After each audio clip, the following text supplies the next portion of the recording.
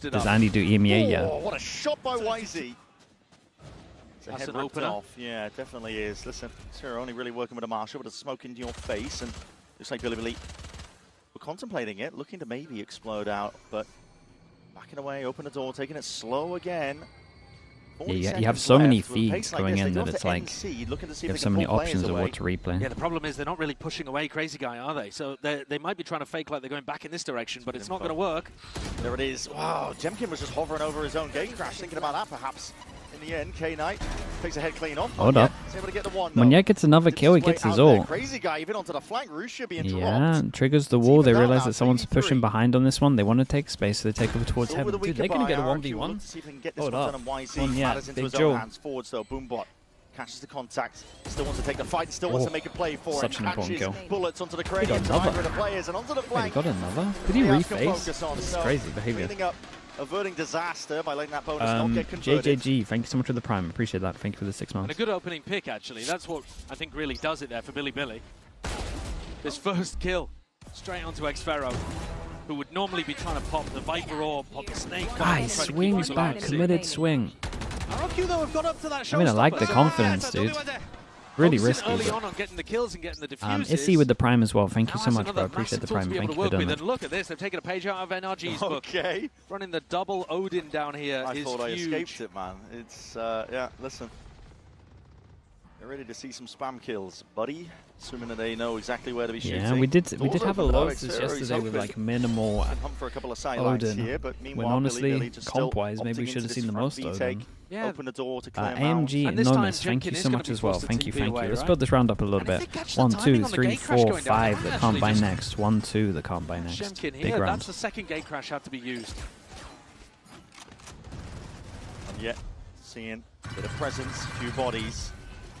Getting down to that minute mark again. Door's going to be opening up wide. Jemkin is hard committed. He knows that player's position, just barely escaping.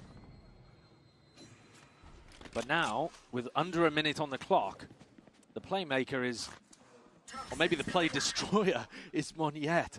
Because if you try to end B here, the Razor is going to be flying into your face. Stop here to hear the reload as well. Just from that Odin, they flip the switch onto the door, but meanwhile from B, the pressure is coming through the Vines. Vines. Walked over towards here. Spike isn't here yet though. I don't know they're all the way in, but saving that ult.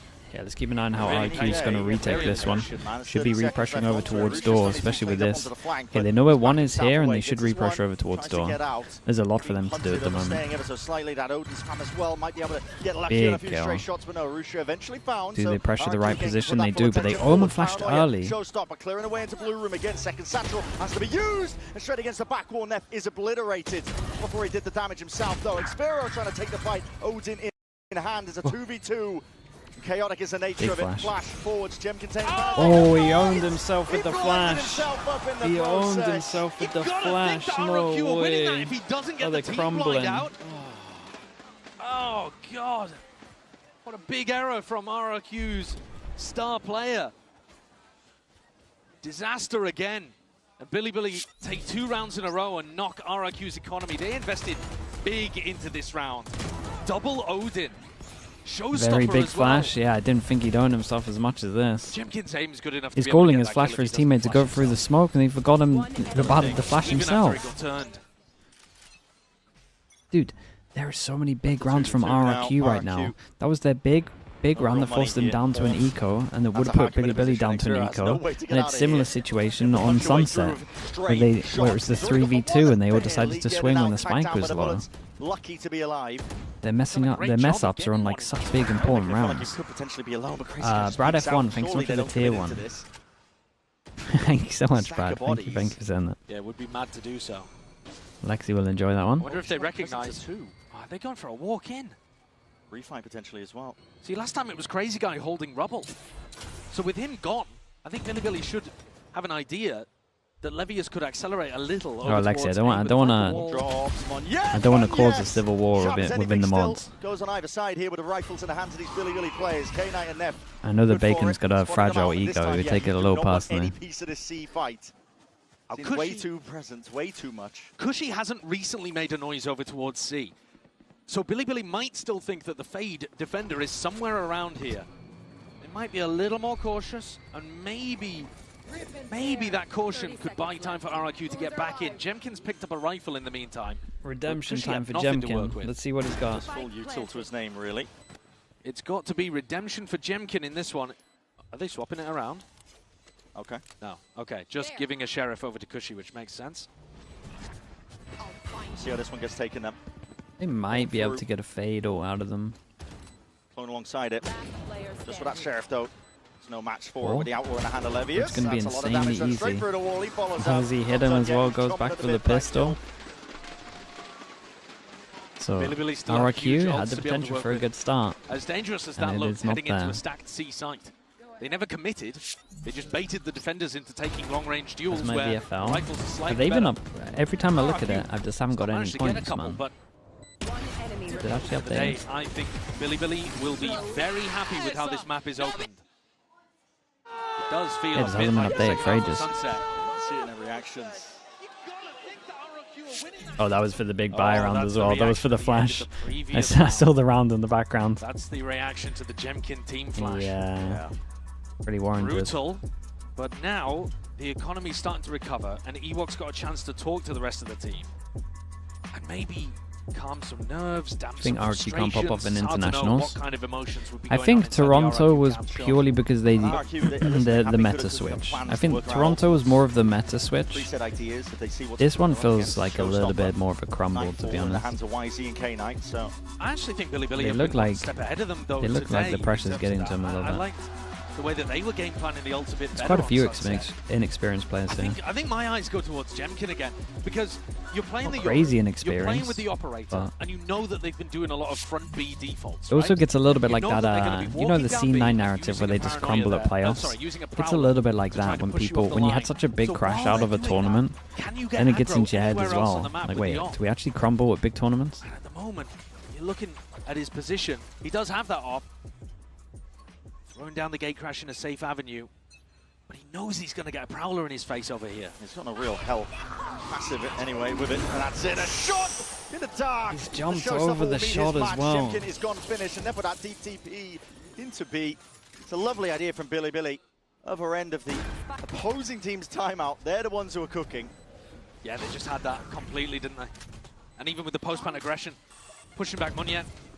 They still have a nightfall to work And we've with got here an as extra well. layer in Of of the lark over towards C. Oh my goodness. It's getting a little bit awkward. Xfira realizes he needs to win this fight out. And You could have just stayed alive maybe. Now that actually gives them a good chance. Omen Flash goes in, hits 2 over towards site, but they can't really take that much space from it. Alongside Cushy, they're doing some decent damage. Good work being put into this. Damn, that's the one that they win. And this one was more just Russia actually just taking this duel. He should have just been creating pressure. Could have just stayed here once this guy is watching for him, eventually lay open door. Monster. He had to give him a 4v4 He back was into big in this. clutch scenarios in Pacific. And a reminder that this round started very poorly. I mean, this How did best they case actually scenario win would have this been a leg though? shot. He This actually duel was didn't quite big. even manage that, but you know, even a leg shot Tushy isn't gonna kills kill. one. Jemkin not being able to I mean, find the right Cushy won, answer, yeah, but I will guess. still have the op recovery. Yeah. What a takeover from It was Xfira, mostly like you said. He's been clutch footer. Zafara.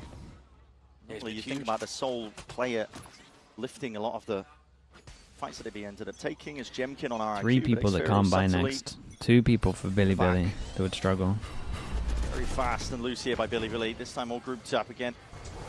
Bit all over the place in terms of the weaponry, but still enough rifles to do some serious damage. Prowler in your face. And Levius, steel guarded Ren. Oh, bloody hell. It's raining lead. Steel Garden could be used to just try and offload onto this one. RRQ. Yeah, into Here the it corner. is. 3 committed over Backing away. towards What is site. the Omen action Flash for this goes one? in. All Scurry 3 of them back get and out of out. there. Flood defense It's a immediately free just site for this one. If Cushy dissipates. gets his kill, he gets his ult. Dissolves under all that pressure. It's a That great nade. Good luck. Okay, just has a TP. Crazy guy still alive. Jemkin's ultimate is going to be absolutely crucial for RRQ pulling off the retake. See how this gets taken. It's used Here off we go. relatively early here. Dimensional drift Crazy trying guy to has clear his most of the Omen corner Flash spots. offer Down this the as one. well. He All used game his is Omen proceeding. He Flash counts up early. most of the players, Munyet! Off of the pings, off the presence, and now that showstopper earns up. No kill claimed. It's still being covered. Rusha still survives and fights back. 1-2 punch. Heavy hitting indeed. Billy have got themselves locked up into a very nice position here. The spam coming through now. Crazy guy just trying to hold them all the way back, but he's just down to 6 HP. Whoa. And a dream. Jemkin sticking. No way. Crazy guy's completely bailed them out of this. Big smoke over towards the spike as well. Dude, he popped his Omen Flash so early as soon as Jemkin saw one with the ult. What an unlikely scenario for him to come up. Dude, I can't believe it even got this close though. Needed. This spam as well off the back of Jemkin's ultimate was delightful. Munyet couldn't quite land the kill with his showstopper, but absolutely the hero towards the end there is Crazy Guy, who still actually had a great first half on Sunset too. Insane work. 6 HP. Dodging, juking, having to dodge the bullets coming your way, spamming onto the post plant. Beck FPS, thank you so much for the 29 months. Thank you for doing that. And I actually think the Billy are playing these situations like quite nicely. Of course, Beck, thank you for sending that also. That's a long time. They managed to get into good post-plant situations on round 6 and 7, but RRQ, one of the teams in this tournament that likes to play the retakes. This is a nice early timeout from them. You see why. Those 2 rounds, yeah, they required a bit of a hero play from Xpero and then Crazy Guy, but still the ideas are there, and the way that they get back into the sites is very well coordinated between them.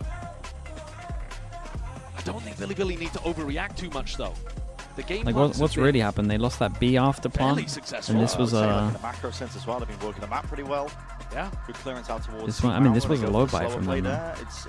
They've been doing a good job, and because the rounds have been close, this next one is actually an eco swing round for both teams. So despite the fact that RRQ have won 2 retakes, they lost so many players, and they're buying up the ARP and buying up the Odin and that kind of stuff that actually there's a few players on RRQ that wouldn't be able to buy if they lost this round. And look at the credits on Monyet, Jemkin, 1, 2, 3. 1, 2, 3, 4. It will be 2-9 loss bonus. This next round is critical. Levius probably can buy. And my eyes in these spots always tend to go to the pits. This is a big round. Should we insta Viper on this one? No, we're over towards A to spam in Odin. Odins are out in play once more. Vachette, thank you so much for the tier 1, man. Appreciate the kind words as well. Running a trap thank you play for doing with that. the paranoia over towards front B in case Billy were doing their B default. Double swing into this. Oh my goodness, ADS stuff. Levius lucky to get a 1 there. Jemkin! Oh, caught onto the corner. It's crazy from him. That's a nice shot. Now that's a shot. No, that is a nice shot. Player advantage for them. RRQ. Did he see someone? I mean, he didn't see him. He pretty much just pre-fired it. Able to find a way through most of the time. Angle unanticipated, yet still Jemkin adjusts. And got out of there as well. He did fantastic this round. And he's starting to find some really big value with this op. Yeah, it's surgical. Nade rebounds in through the back. Flash nades. Take some of the space away from them, but Billy. Damn, they really don't want to let him plant. Again, as Seas does connect at least onto Jemkin, but again, eventually whittling down the rest of these players. Nice shot. This is a lovely round from Jemkin. Honestly, might have needed this as well to get his confidence up a little bit. I said earlier when we were watching him on Sunset that I haven't yet seen a game at a global event where Jemkin takes over. And I'm surprised by that because he is a monster in Pacific. I can't tell whether that is a reaction or a pre-fire. Barely seen it. That's not human. It's a pre-fire. That's not just my old man eyes, right? No. I think he's just pre-firing as the Prowler connect. Yeah, that is crazy. Looks crazy enough, and still, don't want to take anything away from him because he does step up. As I said, that's an eco swing round, by the way, too. So Billy's economy cooked off the back. They get the attack judge. Attack judge on the Viper, who would be able to pit if they go over towards it. RRQ go heavy over towards B main, and they want to fight this one. Moment flash is good. Dude, what's going on over towards C is TP. Better weaponry. Jemkin's in a bit of a sticky spot here. Might have heard the TP, might really be anticipating they could be making a go for this one, but he hears him. Down into the back of water. Out of shorties out as well. Close quarters, no trade in sight, but attempting to adjust there with a quick scope, not in time. Could you imagine it? Gun picked up by Neff. Trying to even further forward, but already for it. Dude, if he actually got that peek off like half a second early and he was holding the angle, maybe. Big difference. Yeah, these last couple of rounds, the adjustment, whether called by the coaching staff during the timeout or whether it's, off the back of Crazy Guy himself, it's been really good. They recognized that Billy were going for these B main defaults at the start of the map, and now they're running their own trap play, so they've got 3 players there with Paranoia prepped. And then if instead action goes over towards Jemkin in mount, they can tap open the door and force a team fight there. He smoked off his own angle. No, he went for heaven smoke. Now they're anticipating they smoked him off. So well that Billy are going to change things up, and again they've read it right. See, this is an all-in fight as well on either side, opting in. There's Util in the hands though. Crazy Guy's not ready for that one still. Smokes, walls on top of each other as it fades away. Monyet's going to be after the delivery. He wins that Joe. I think Monyet should be winning that every day. Neff forward again.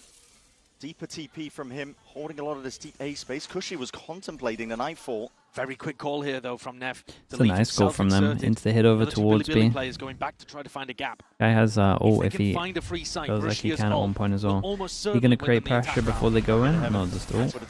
Ult over towards site, clear site. I mean, he can just stick it.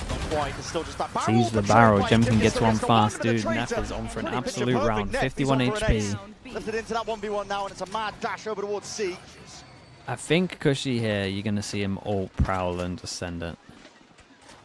Got to get himself into a position here. He's wondering which way to play it. Oh man, he hasn't even gone for the plant. This is so late, this plant. We might even catch him. She might be able to ult might even catch him. Get a reposition. Cushy is holding it. Cool, calm, and collected. Yeah, surely it's ult prowl by using too much util, but now this game of timings. Neff just spotted him on either side as well. They're going to be aware of each other here. Time to strike is here. Neff is there, spraying down with the bullets. A lot of damage done, but again, he is weak as anything. He'll be done in barely by anything at all in terms of the bullets. Just asserts himself, dominates the angle. Oh my! But it's Cushy who Dude, rips his head clean I'm surprised Cushy used no util in this one. Ace denied. Neff. I thought at the very least a fade eye once he saw him. But a big clash over here towards Rubble that went fairly even between both teams. Crucially though, Rusia died. Xfero managed to pick him off from Blue Room with the Odin. Yo, what you looking, bro? K9, what you looking? Look, keep looking, bro. He's so excited. Enjoying themselves out there. That's a good sign. Yeah. That's a really good sign. I mean, why wouldn't Monya be? He's 11-6. Yeah, I think he needs to do that just to like settle some of the nerves also. It's high for them to bounce back into it. Like give it like you would in just a normal stage. Deliberately not looking to opt into the same. Outlook and one-shot everyone. Fight to be taken. The Outlaw is revealed. 2 shots rattled off. Instinct from Jemkin, but he doesn't get any kills picked up as a result of it. In fact, it's full armor across the board. Half armor, I should say, at least, with the money getting stretched thin on Billy's side. The pit drop down on top of it is going to be another layer to deal with. I mean, Jemkin isn't in a position to use his Outlaw. He's just having to sit there with a shorty inside the Viper's pit. So, yeah, the fact that everyone on Billy has got light armor is not really important right now, but it will be when Jemkin repositions. RRQ have a lot of ults still. Able to reinforce over towards the A side if Cushy does catch contact, signs of life perhaps. With Cushy getting we're at the 1 minute mark. They haven't really taken anything. They got C control. No, they're just now re-clearing. I say re-clearing, clearing over towards B. 45-second mark. Without info, they fade all over towards A.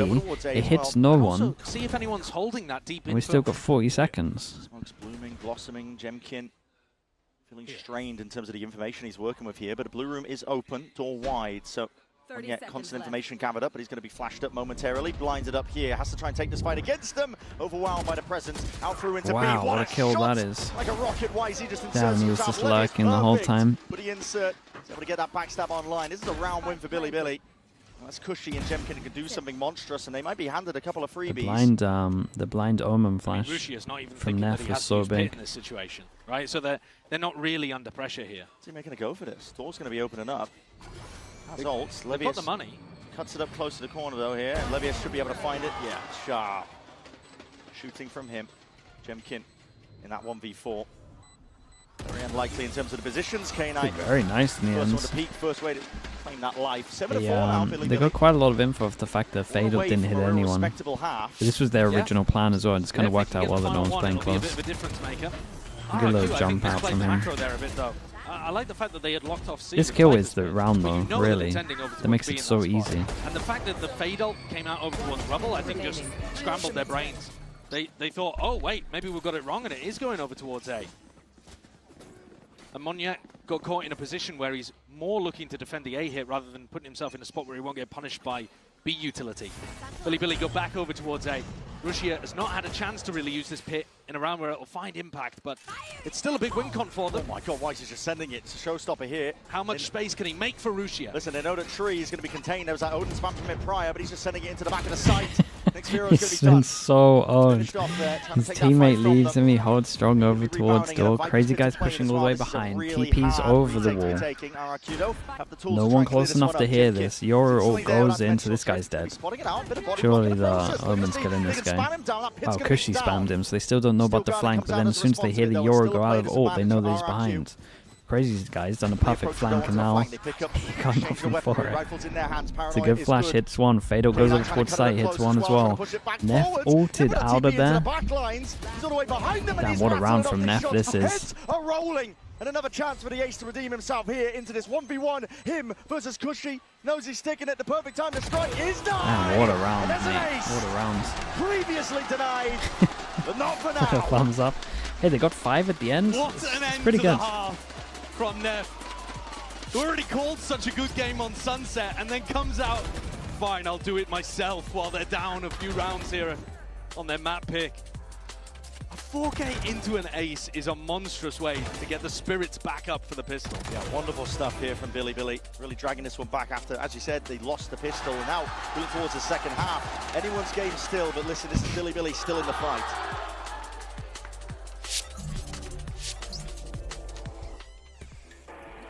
Neff? Oh, he had a good half.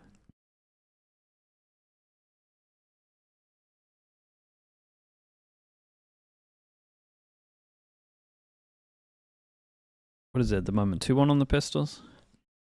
They can win a pistol. It's really back on.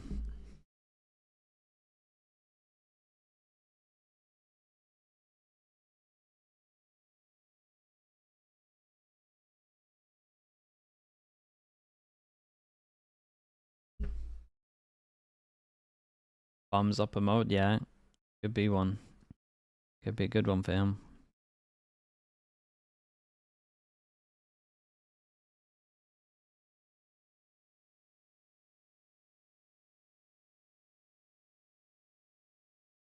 Like every round they win, you hear it's been a nice round from Neff. He had a good half though. He really did.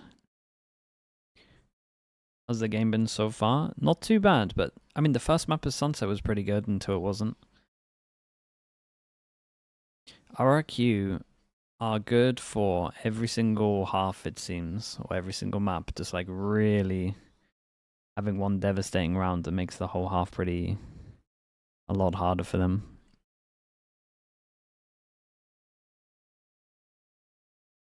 Neff looks a little bit like Rops. I can see where you're coming from with it.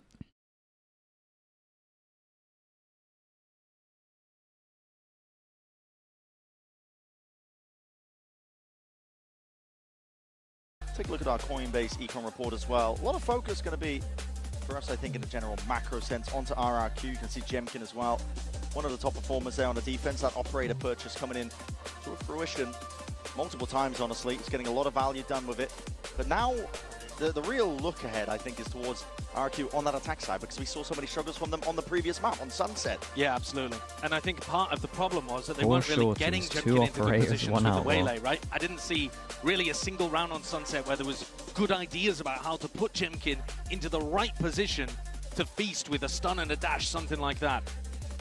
On this map, it's going to be the two duelists. So you're looking at Jemkin and Monyet, and it's not so much about how others set them up as how they set each other up. 1, 2, 3. 3 sheriffs at the moment. Those are the two at the top of the sitting at a scoreboard 2-1 pistol. RRQ 1-0 on this map.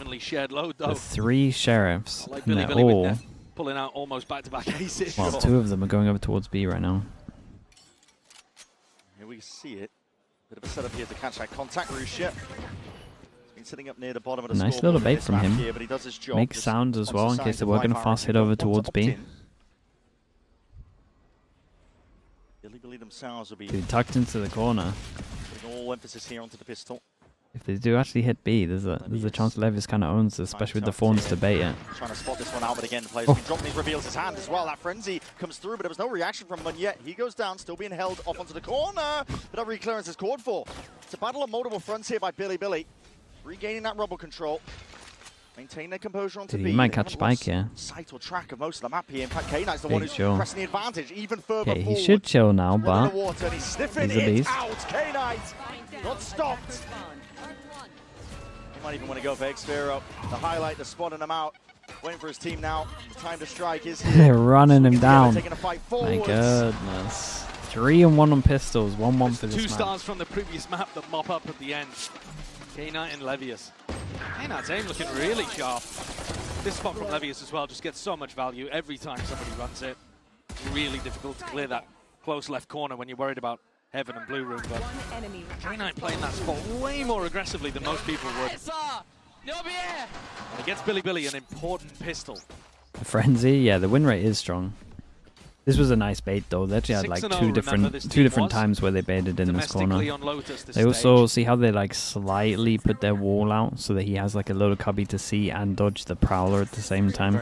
People have been doing this a little bit this year. Like the tech with this wall that kind of has like a slight line where the Prowler, if it goes past you, wouldn't catch you. He's only going to be giving up a ghost, but not expecting a second play. There's a fight occurring up towards Mound.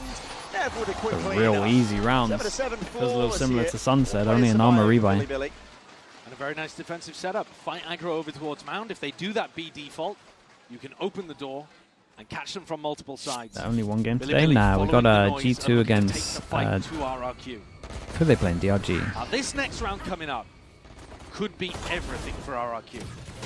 Because if you think back to map 1, this is where they completely lost it.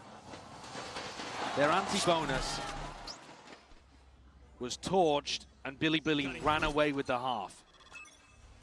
It's all in. Brute Force is scored for here by RRQ. They want to try and fight towards this A rubble. Engagement, TP's across as well as blinds on either side here, but being held for that rainy day, but a stray shot into the dark does land onto the Mar target. Delayed with the util. Counters it out by Billy. They're able to even out that fight, but they still don't have the guns. Bit retrievable really as well if they wanted to go for those rifles. What is that? Okay. Oh, that spam lineup. Crazy spam. Nasty. Push him through door and he's actually popped him. Okay. But a little bit of luck, obviously, but... I mean, you got to go for it. Beautiful gift. Potentially death from 1,000 cuts as well. This is... Got to go for it to hit it. Here. That was a rumble of the footsteps. Yeah, they were not expecting him this close, spacing slightly off. Love to see that as well. Doesn't get overwhelmed in the process. K9 as well going hunting, and he's got to know position of Monyet roughly. Weak enough as well. That one shot to the body will do it, and it's brought it into that 1v1. Gushy. I think the Omen blind is too strong. Yeah. His adversary probably needs some tweaking more. Omen's just such a good agent. Getting a bit of a move on now because time just so is ticking flexible. away from him. Horn only a bit of a half clearance, still a guessing game in terms of where Cushy could be playing. Peek out wide, Cushy opts into the fight. Unreal. Dude, RRQ, man. What a star. Oh god, RRQ, bro. I'm telling you, they lose some devastating rounds. He gets the Red Bull clutch towards the end. And so much of that is just based on the fact that he has good information about where that second player is. He's able to go and pick off Monyet. I mean, Monyet did as best as he could possibly be asked to do, getting both of the players on the Monyet did good. Once K9 gets it down into a 1v1, it is so winnable for it. Is there not just 2 rounds? Is there not just 2 rounds where they should be playing time low in these clutches? I mean, not... Like, I think you just got to be playing time. Get the info, tuck in, fade eye, same thing. They just don't play time in these clutch situations. It's only going to get harder from here. It's 2 rounds now where they defuse with like under a second left, but if you just played it smart, it would win. Deep flank I hate to go in on 1v1s, it's not my style, but Crucia's job really left some to of them contain played so badly. K9. It's going to be that Nightfall. Good catch. Multiple players here. Prowler into the back as well. Double swing is there. At least with that kill, Xfero now has to do a lot from that spot. Still cleaned up and traded. Nice shot. 1v1, but Cushy is delivering with these Sheriff shots. Brought it into a 2v3. Plant finally getting down. Nightfall even being committed. They do not want to lose grip of this. The round has been gifted for them. Tight close quarters here with a stinger in the hands of Monyet. That is where it thrives, and left it down just to YZ. Okay, and they got a lot of upgrades here. They got a lot of upgrades. Lose an expensive round, but this one was really nice from them. They couldn't have asked for a better time to pull out a round like that. Yeah, they get so much from it. Sunset, it was, I don't know, 6, 7 in a row that Billy just ran away with. Here, at least the answer comes earlier on. Off the back of some sick Sheriff shots. Monyet won from the showstopper. Have a Masters? Nah, not a Masters one. What do we got? We got a third at Masters, a 4th at Champs, and 7th to 8th at Masters in the year that we did. Especially going for this one again. Not great. Only going to be broken here, but players are lying in wait behind this wall. Could get bloody very quickly. Jemkin, though, feeding them decent information that there's still quite a few players here, and Crazy Guy just leading the pack over towards C. Looking to try to play for an easier ult perhaps for Monyet. A lot of action being heard and contained here. Jemkin does Crash going to be fading, Yo, but the rest of his team that's now a crazy. That's crazy from you. In the back pocket, Thorn's going to be deaded nice and early just from that util that's sent flying, but listen, Munyet will just want to disrespect it. Might be able to hear the scurry of the footsteps, but that's an entire site cleared out. A Varial, thank you so much, man. Appreciate the prime. Really going to be happy to play the retake here.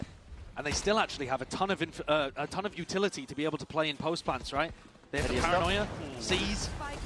They're trying to take this fight up It'll here. be a hard retake, especially with that extra bit of damage. Now everyone's one shot from the Outlaw. So Pharaoh could really clean this one up. Until in spades, potentially to push them back, but they need some Oh, kills. that's a lot. Dude, he's hit back-to-back nice shots on really important kills. Delay the inevitable of this retake coming through, but it's a deep TP of Neff. Cuts it up close now onto the site. Creates a lot of uncertainty. This could be still anyone's game. Haunt up and over towards the top. Swing in a peek, but that rifle aim immaculate. Good transfer in the end. And the gunplay Very reigns nice supreme. on this one. Forced them down to an eco as well. There's 4 people that take the hit. They can buy 1 hero gun. Billy been pretty good at calling early timeouts. Maybe this is another one. Little bit of a false skirmish over towards A. Leave Jemkin to feed you info and make sure you prioritize the showstopper. A free site. And a lot of utility saved to be able to play the post plant. I was slightly concerned because Jemkin was watching flank with 2 flashes. But the Paranoia, the Seize, all of the other utility really doesn't mess around with the RRQ to hold back the Billy retake. And especially when Billy didn't actually have perfect weaponry. You know, playing a lot with the Guardians, Bulldog, that kind of thing. And now Billy's economy is shattered. And this is where RRQ can start stretching out a lead. They had a narrow one coming into the half.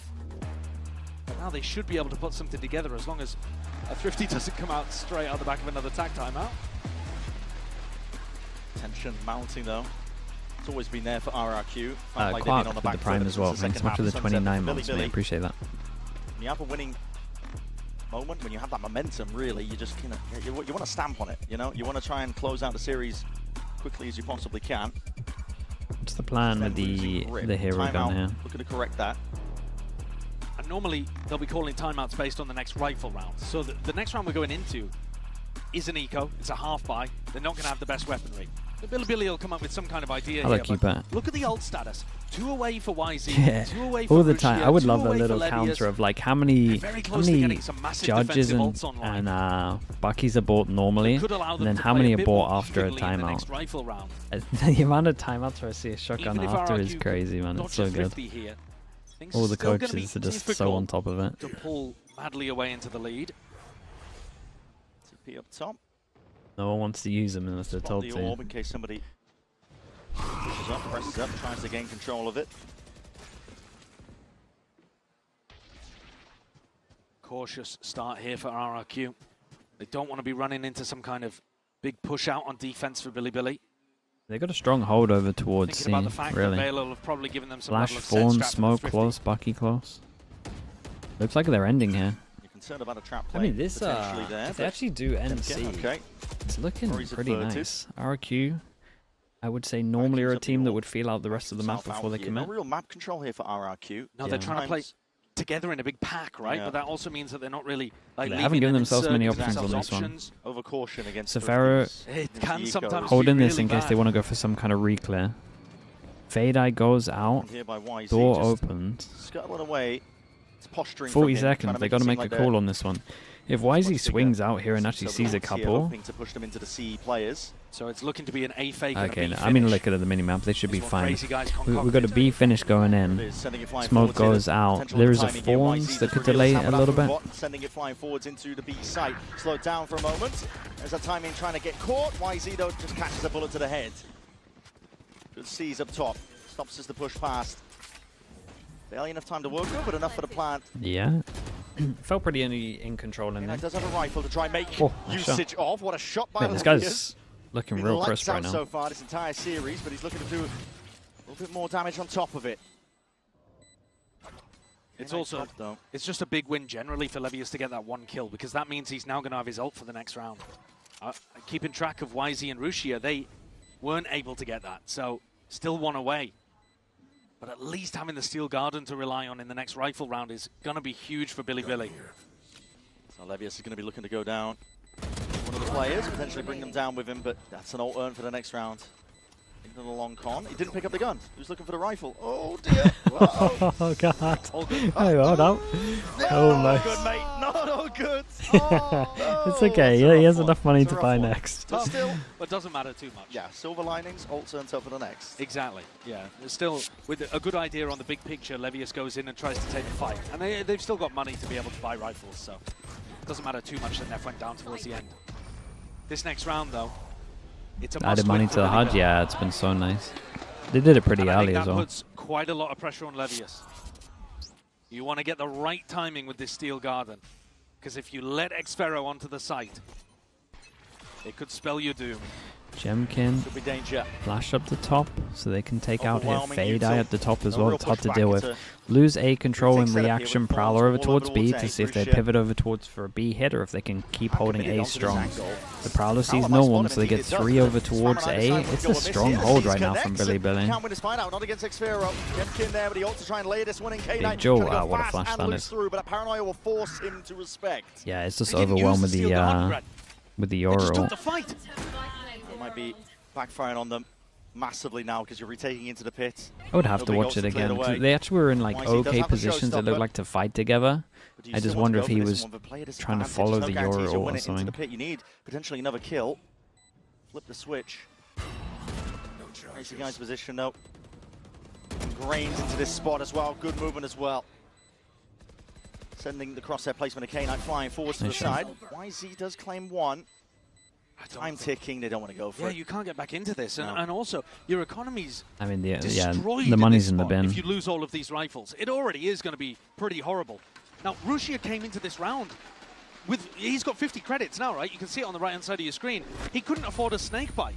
So he's holding with his wall over towards tree, and he doesn't have one of his prime tools to be able to lock down space like that. And then when he falls, Levius, I guess, feels like he needs to take a fight instead of popping his ultimate. I would have liked to see the Steel Garden come out quite a bit earlier for them to try to reinforce that position, but they went down too easy. And part of that was the economy problem that's going to haunt them again here. I mean, look at Rusia's buy again. He doesn't have Snakebite once more. I mean, this is one of your major defensive tools to work with, and he's not investing into it. Straight up forced into this. They also don't have a seize. I mean, it's bad times. This is pretty much the round. It's just the fact that Outlaw can one-shot everyone. So they would have to do, I mean, they're going to have to dodge this. Late take, though, over towards Rubble. Jemkin just looking to absorb the pressure. We've seen this one before. There's a gate crash, of course, to escape, but he might be taking a fight that he didn't really ask for. Still RRQ winning the fights on multiple other areas. Those two players by Blue Room were begging Jemkin to peek, and instead he goes for a shallow swing and gets the pick instead over towards stairs. A nightmare start for Bilibili. Yeah, it feels a little over. In their last chance round. Definitely feels a little over. Picks up the gun. Backs Getting picked off when you have all of these ults. They need to play a little safer on this. To back out, but they need a hero and they need to play right here and right now. I mean, they just didn't give themselves an opportunity to use ults. The shots in that previous map. It's too much to overcome. And Harushi and YZ are just dribbling into this next engagement, this next fight, but you've got to keep these guns at this point. Your economy is in tatters. Harushi looking to do a bit more damage. YZ as well making a play towards it. And winning this fight out. Need save again. Eventually overwhelmed. Okay, 4. It's been very convincing, honestly, on this half, though. The only silver lining for Bilibili is that they have some ults to use, but at this point they're on a precipice of losing this, and we will be going to Abyss. RRQ have just put the pressure onto Bilibili the entire time, playing slowly, allowing Bilibili to get desperate and force the gunfights. RRQ are so happy about that. 5 rounds in a row for RRQ. The fans are happy. Why wouldn't they be?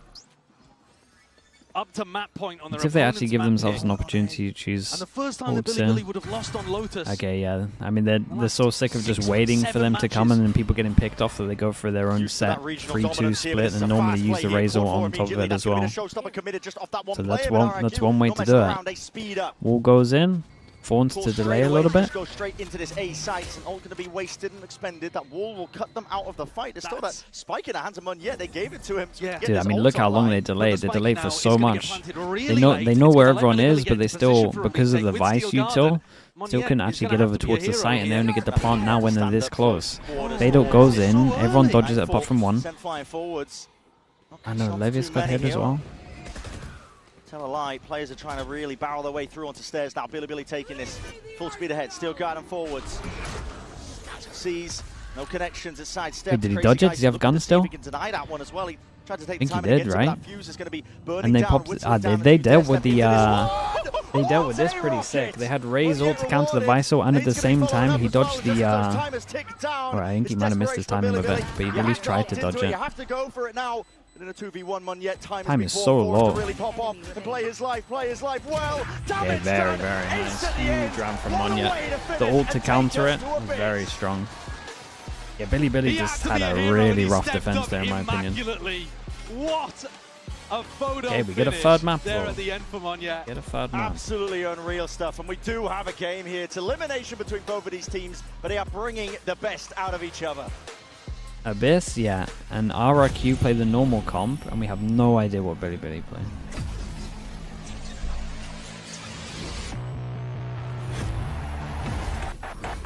Game changers. It's about competition, pure happiness. It's like a crazy experience. We're making history. It means so much to us. It's good to be back. I guess I know what I've been looking for, success. The beauty of gaming is it doesn't matter who you are. But as long as I'm good enough. What is with everyone losing their own map picks? There's lots of different things that go into it. Normally I would say, okay, I would say there's like 3 main reasons. The one main reason is it's your main map, maybe it's your best map, so you're focusing on all the other maps to get this map better. And that's normally what happens. So then you end up picking your map, which has been good, that doesn't need any attention, you think, and everyone just antis it. The next is people make new comps against it that have good theory, so it loses. And then the other one, I can't even remember what the hell I was going to say. There is a third point, I've just forgotten it. But the third point was probably better than my other points. I'll get it eventually. Who knows? Maybe we have to walk around for a little bit. What was I going to say? I had a good point as well, chat. Choosing side now, there's nothing like that. It's actually like a legit thing. Well. The early set dementia, yeah, it's really hitting hard, man. What the hell? I promise you it was a great explanation though.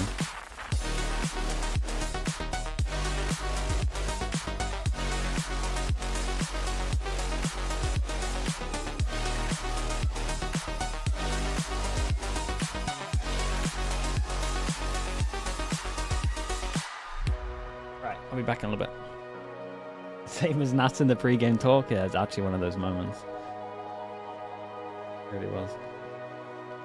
Be back in a little bit, chat.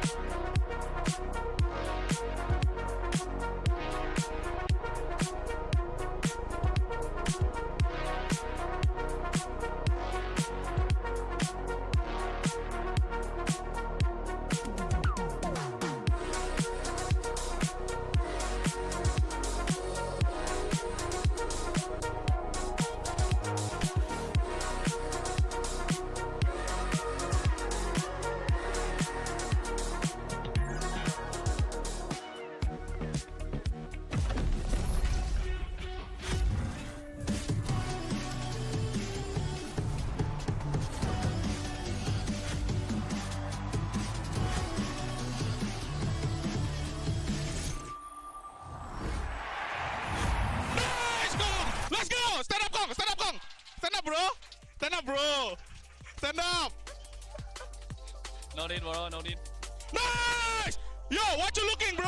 K-Knight, what you looking? Look! Keep looking, bro!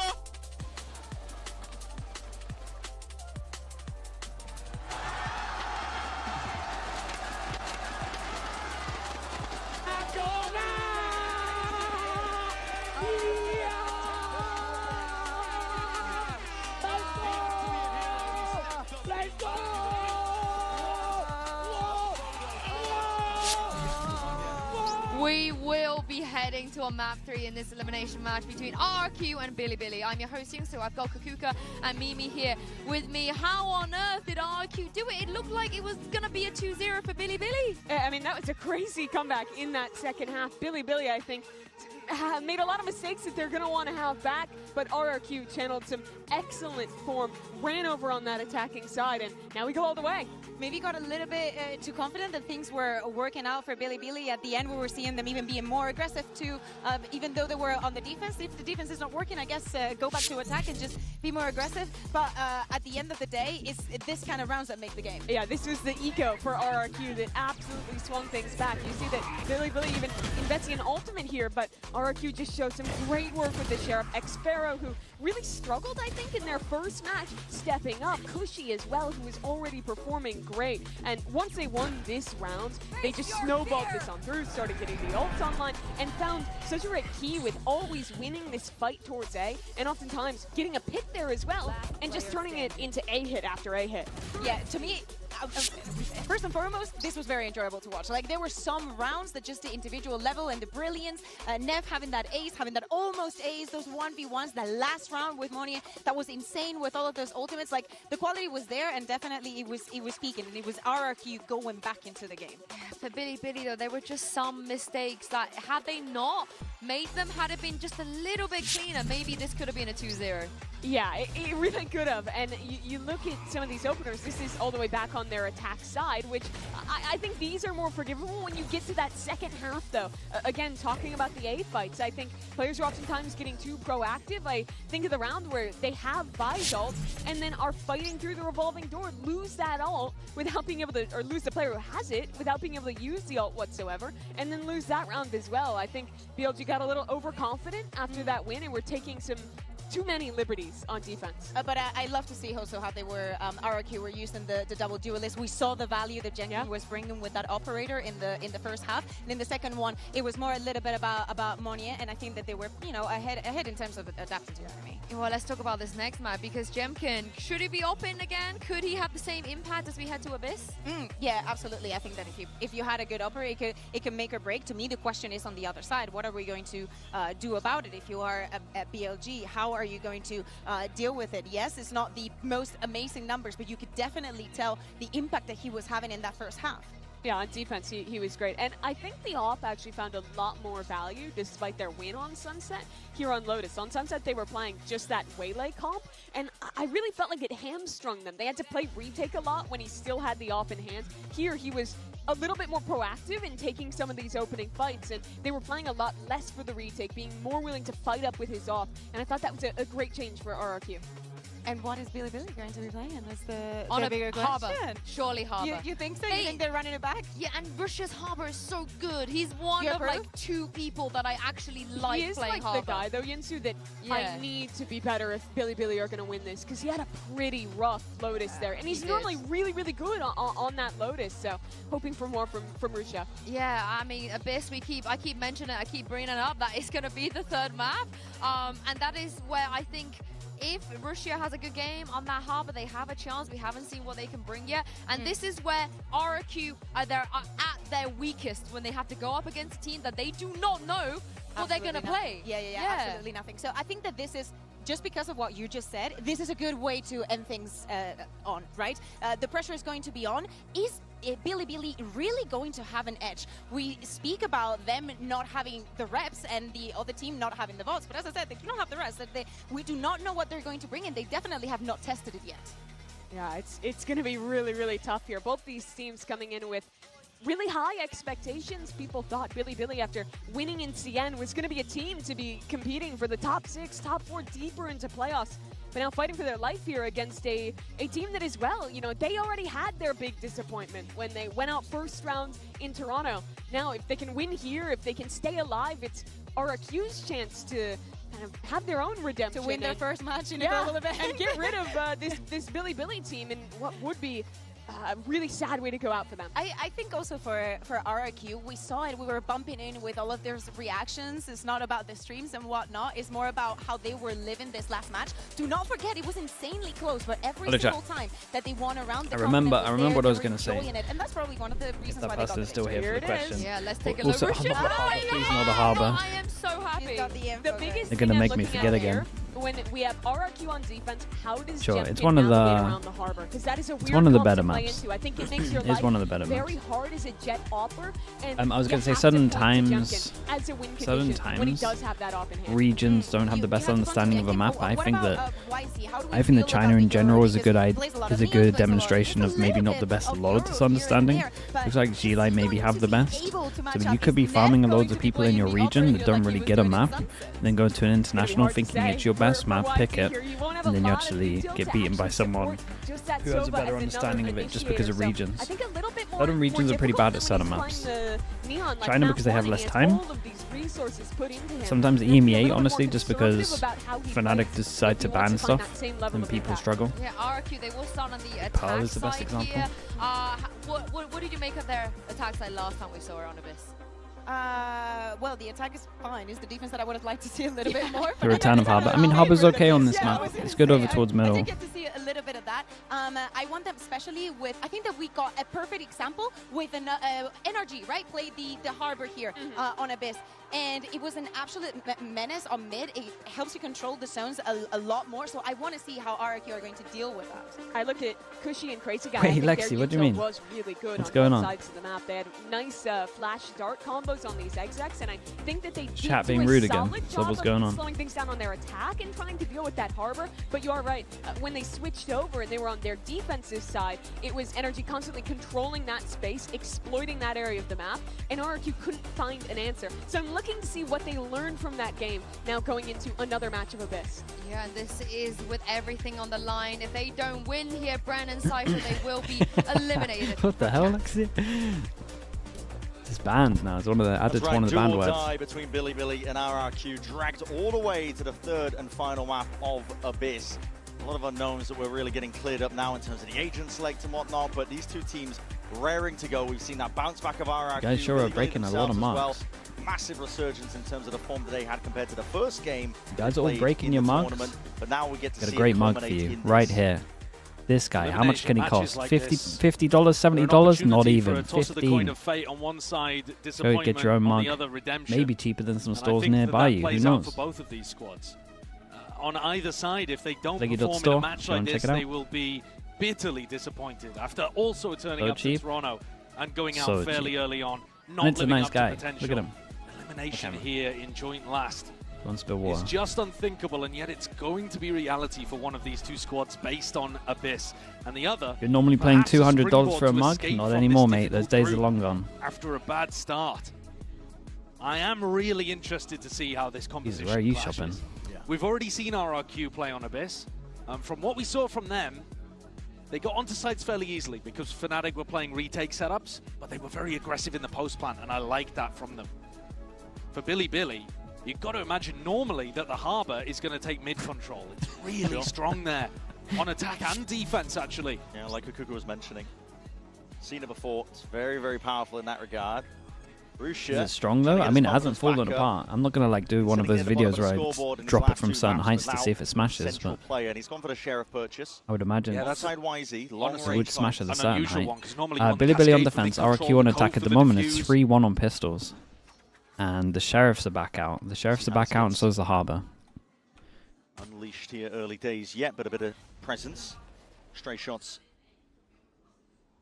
Going either way here, and it's a fight that won Well, out that's here why by people buy the YZ. sheriff. Double body shot. Mid. Fight's going to be broken though. Jemkin just making sure to contact up most of the way here, and RRQ don't want to overstep themselves. Already losing a player. Looking to recontain up a bit of mid-control. The timing. Knife goes Caught on over either towards side. B, sells a bit of pressure. Expected by YZ. We'll take At the the same time, they back. don't really have too much It space. disappears as of RRQ over towards B. They're not behind this high tide, but Billy have actually locked themselves off from getting much more information. This could be a B re-hit. Only now does the Harbor wall drop, but Billy have been proactive about this, looking to rotate, seeing if they can be faster than the attackers. High back up in about 10 seconds. The thorns. You can drink whatever you want from the mug as long as it's legal in your country. By a bit of time here. Cloudburst across this one up as well. Get past that one-way dart into the back is dealt with in time. Rusha has to step up here. Could have been an immense amount of damage here, and he's definitely trickled down. Up and about. K-Knight off on the side, but Jemkin is the one to deliver death. Dude, this it's been a good round for Sheriff. Two of the big players so far in this series. Let's see if they can do it again in this 2v2. A tap. Try and pull them out wide. RRQ trying to play this one towards that backside control. Jemkin could overextend, could overexert. Waiting for the right timing here. Flashes in your face. It's still there. That's a good connection and a great adjustment. Really ready for that. 4-1. Why is everyone... It's been a lot of games recently where there's been like a 5-1 pistol. Vice flash through and very aware from Levius that there could have been a It was both the games yesterday, right? Perhaps based on the footage that they've seen of 5-1. RRQ playing against Fnatic, or maybe just Sentinels won 5-1. and an awareness. Both lost. Because Jemkin hits a couple nice shots there, but this duel secures the round and sets Billy up again. They've won the majority of the pistols in this match, but they were even on Lotus, the map that they lost. A Bucky from Neff. We buy the Bucky early, okay. It's really bizarre. No, yeah, on this one, this is like one of the... Inside his smokes, probably. One of the maps where Bucky doesn't get used that much. Normally when you do see it, it's just here. Just when people are running up lane. It's going to be broken here. Olivia's just jiggling one way into your face, so will be forced to respect it tonight. Not broken in time here. Gets a good tag. High tide across, rips its way. Is the giveaway? Oh boy. You don't even have to buy the mug, chat. In Twitch, exclamation mark, enter. Got 90 seconds. Mug giveaway. Jesus, how are we... How are they... Big Omen flash.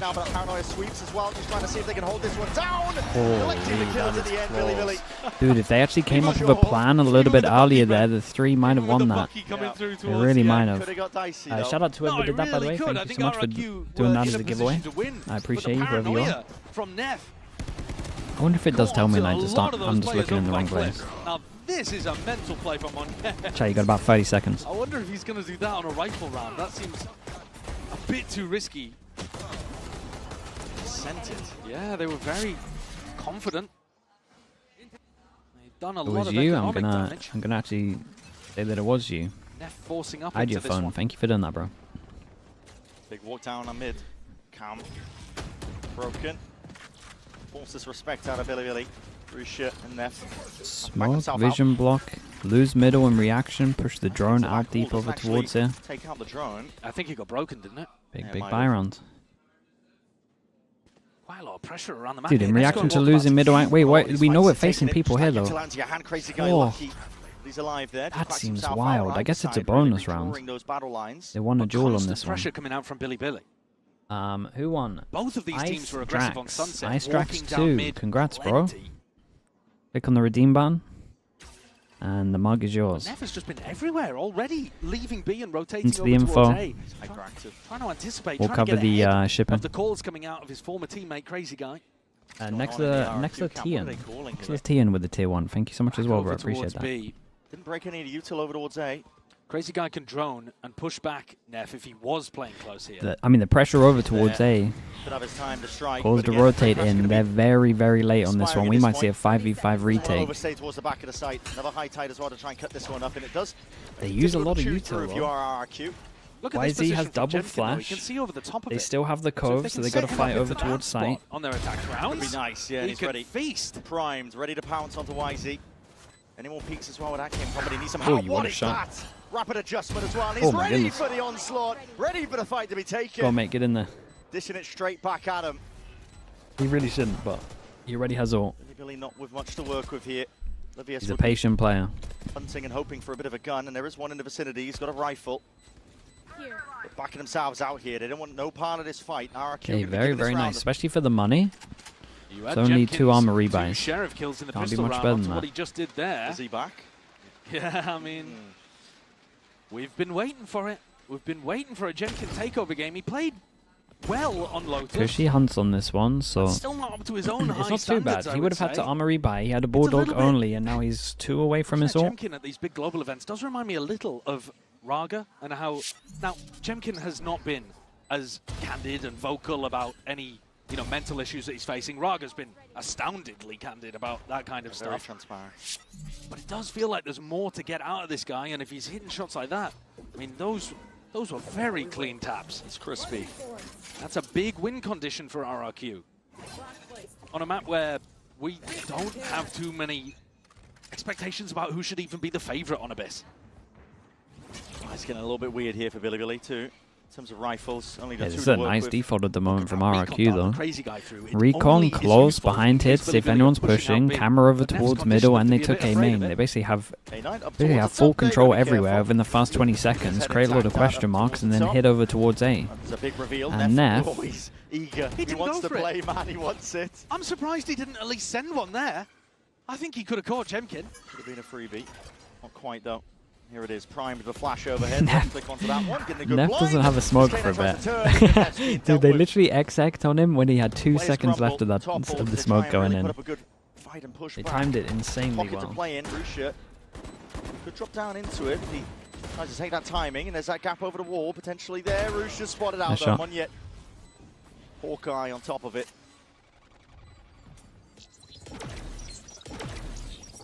And Kushi still with that big ultimate to be able to play with in the next rifle round. Levius forced to back it up and save this Vandal. Save the full armor as well. Lexi, thank you for doing that. Ice. Lexi's after you with the RRQ in the next link. round to just slam an A hit.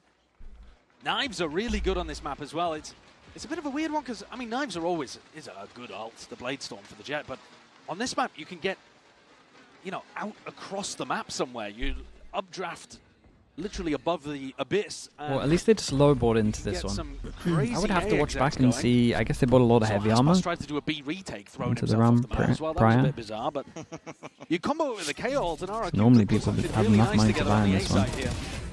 Pressure's going to be back on Billy. Maybe they want to save And for an this- op. We are expecting it to be an attack-sided map. That's how Abyss usually plays out. The NA buys, yeah, it's a weird one, but I think this one was more down to this Is cooking here as well. So win condition. This is one of the ways, in my opinion, that it's like easiest to hold over towards B to fight, but Well, why is he better find value with it? over towards A right now.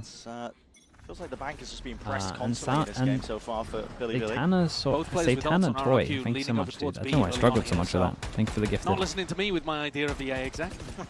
But they know best, honestly. What is this, Miss Cage? Russia with a cascade. Fairly deep down mid. More reminiscent of what we're used to. Block vision Billy here. Billy should be able to put a lot of pressure down mid. Did it even land, or is it in the pit? I can't even work it out. Livius has been really sharp, shooting well. Attackers, though, droning it up. RRQ taking a lot of this space, creating presence in mid, breaking the door into A vents. Levius. Eddieist up. Could find his chance here, but that's a big ult as well. That's going to be taken away most Bro, of the setup. stuck Still over towards the site. Yeah. Oh my god, he's still alive. Able to get out of there. Down into the back, sets it up perfectly though. Jemkin with the kill. Dude, it's so hard to anchor over on this site. You gotta have that smoke at the end here. Like you have to. Oh no, what a shot. That was a nice Sharp shot. from Monyet. Top fragger on Lotus. And I also just think the, I mean, it's obviously feels like hindsight now, but I did mention it at the beginning. Like the op over towards B, in my opinion, is one of the better ways to shut this one down. And this is one of the reasons why And this map if you does can't tend shut it to be down, if you can't shut attack-sided, down B because on this you get map some level of early on, utility that's just coming like down people this will lane just on the spam outside it. of the map, and it's so difficult to anchor on B. You know, you see Fnatic do it with the breach and the pull for the Astra. You saw Monyet do it here with the paranoia. Combo that with a KO ultimate, and you got very little chance. Why is it The anti-carry, yeah, it wasn't even here on this one. You just have the Vice on an absolute island. Nowhere to look at this point. No easy fight to be taken. Yeah, it's a rough round for Billy Billy, considering they invested so much into this as well, and they kind of saved the round before for this. It was a rough look, it really was. They kind of force-bought themselves into Augusto, oblivion. thank you so much, If you bro. remember Thank back you, to the end of Lotus, there was so many rounds where even Who if they seems had to think guns, is the they best weren't matchup for buying MIBR? crucial pieces I of think utility. MIBR would rather play Billy Billy. Because I think they're always going to have that Already here Haven we've win. seen K-Knight try to force up without armor.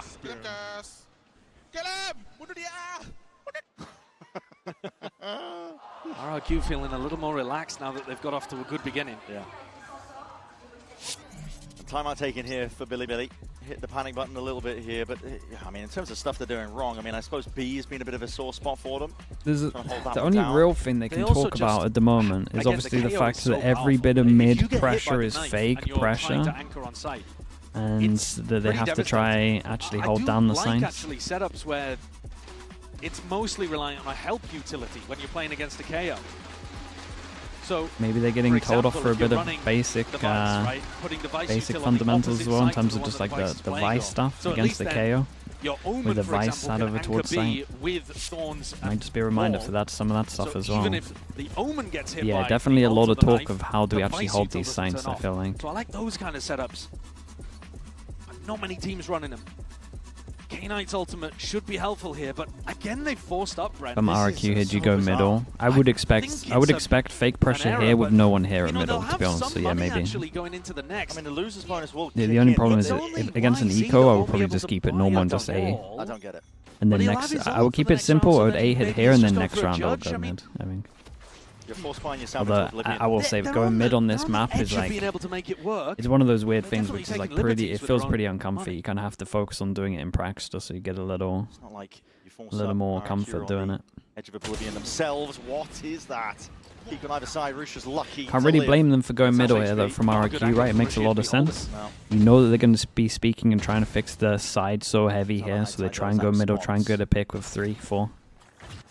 Off mid away from RRQ. Makes a lot of sense. It's been their game plan for all of these rounds so far, and it's worked out. Especially if they think their opponents are ecoing. They've been very slow and cautious in those situations.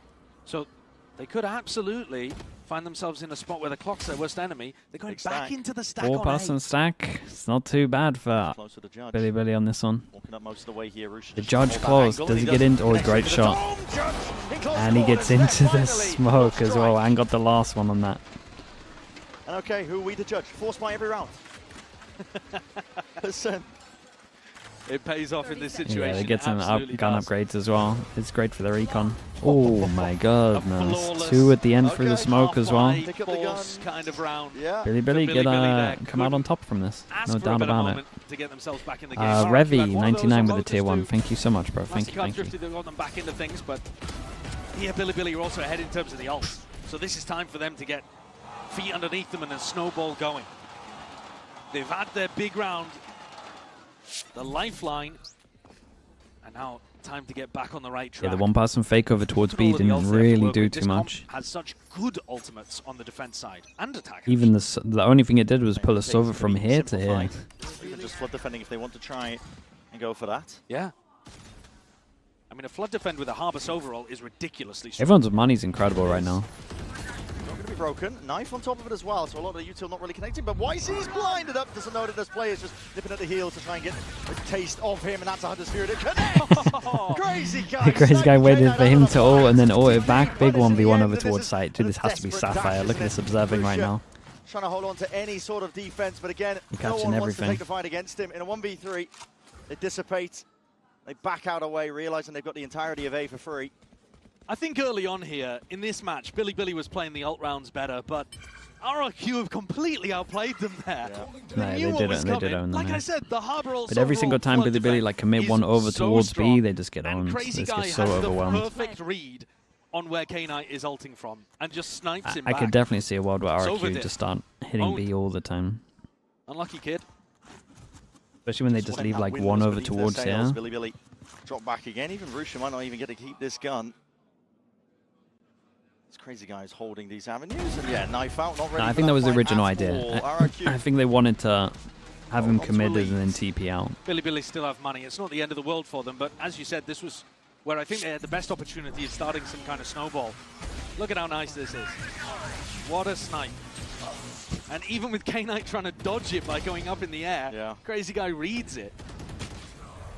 And they don't overcommit to the BX. How does loss bonus work in this game? They bait out those ults remarkably well. Very good. It goes up to a max of 3 losses in a row, but then gets insta reset. So the max it can ever be is 2,900 loss bonus. You lose, you win one, you lose the next, you go straight back to 0, straight back to 1. It's not like CS where it goes down 1. It just goes straight hard reset. A bit flat. We were putting a lot of attention on his Steel Garden usage. Jarek, thank you so much for the tier 1, bro. I appreciate that. Towards the end of the Lotus defense. But his aim has been remarkably good. Cascade up. Russia. A lot of pressure coming his way here, straight through that wall too. And What's that's the going to be timing like on this? Oh my god, that timing is so unlucky.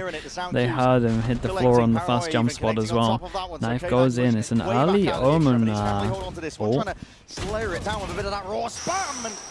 2 of them to fight as the omen could watch the spawn. That's pretty nice. Spike goes down, gets a little weird. Take the peek here. Spike was reclaimed. Munyet didn't have to wait for the smoke timing for that one. Just grabs it, commits to the plan. Crazy guy holding this though. Does he realize that the position that Neff is in? They have paranoia for this. Spotting out multiple players now. That's all 3 of them noted. Paranoia sweeping only to 1 connection. Deeper flash than that. YZ blinds himself. CS only goes down by 1. Yeah, and they're 4 tiers as well. Everybody else is Munyet. Ooh, are they not? Oh, they're not even. Okay, he did expect at the end. That pressure from heaven meant even though the comms came in, he was just taking a duel anyway. I mean, it's a big ult from Munyet. Communication just not quite there or something. I don't know, but they're also, I think, just not anticipating him going for such a bold play. Kill, no one's looking behind. No, I mean, definitely an issue with the comms. You're dead right with that.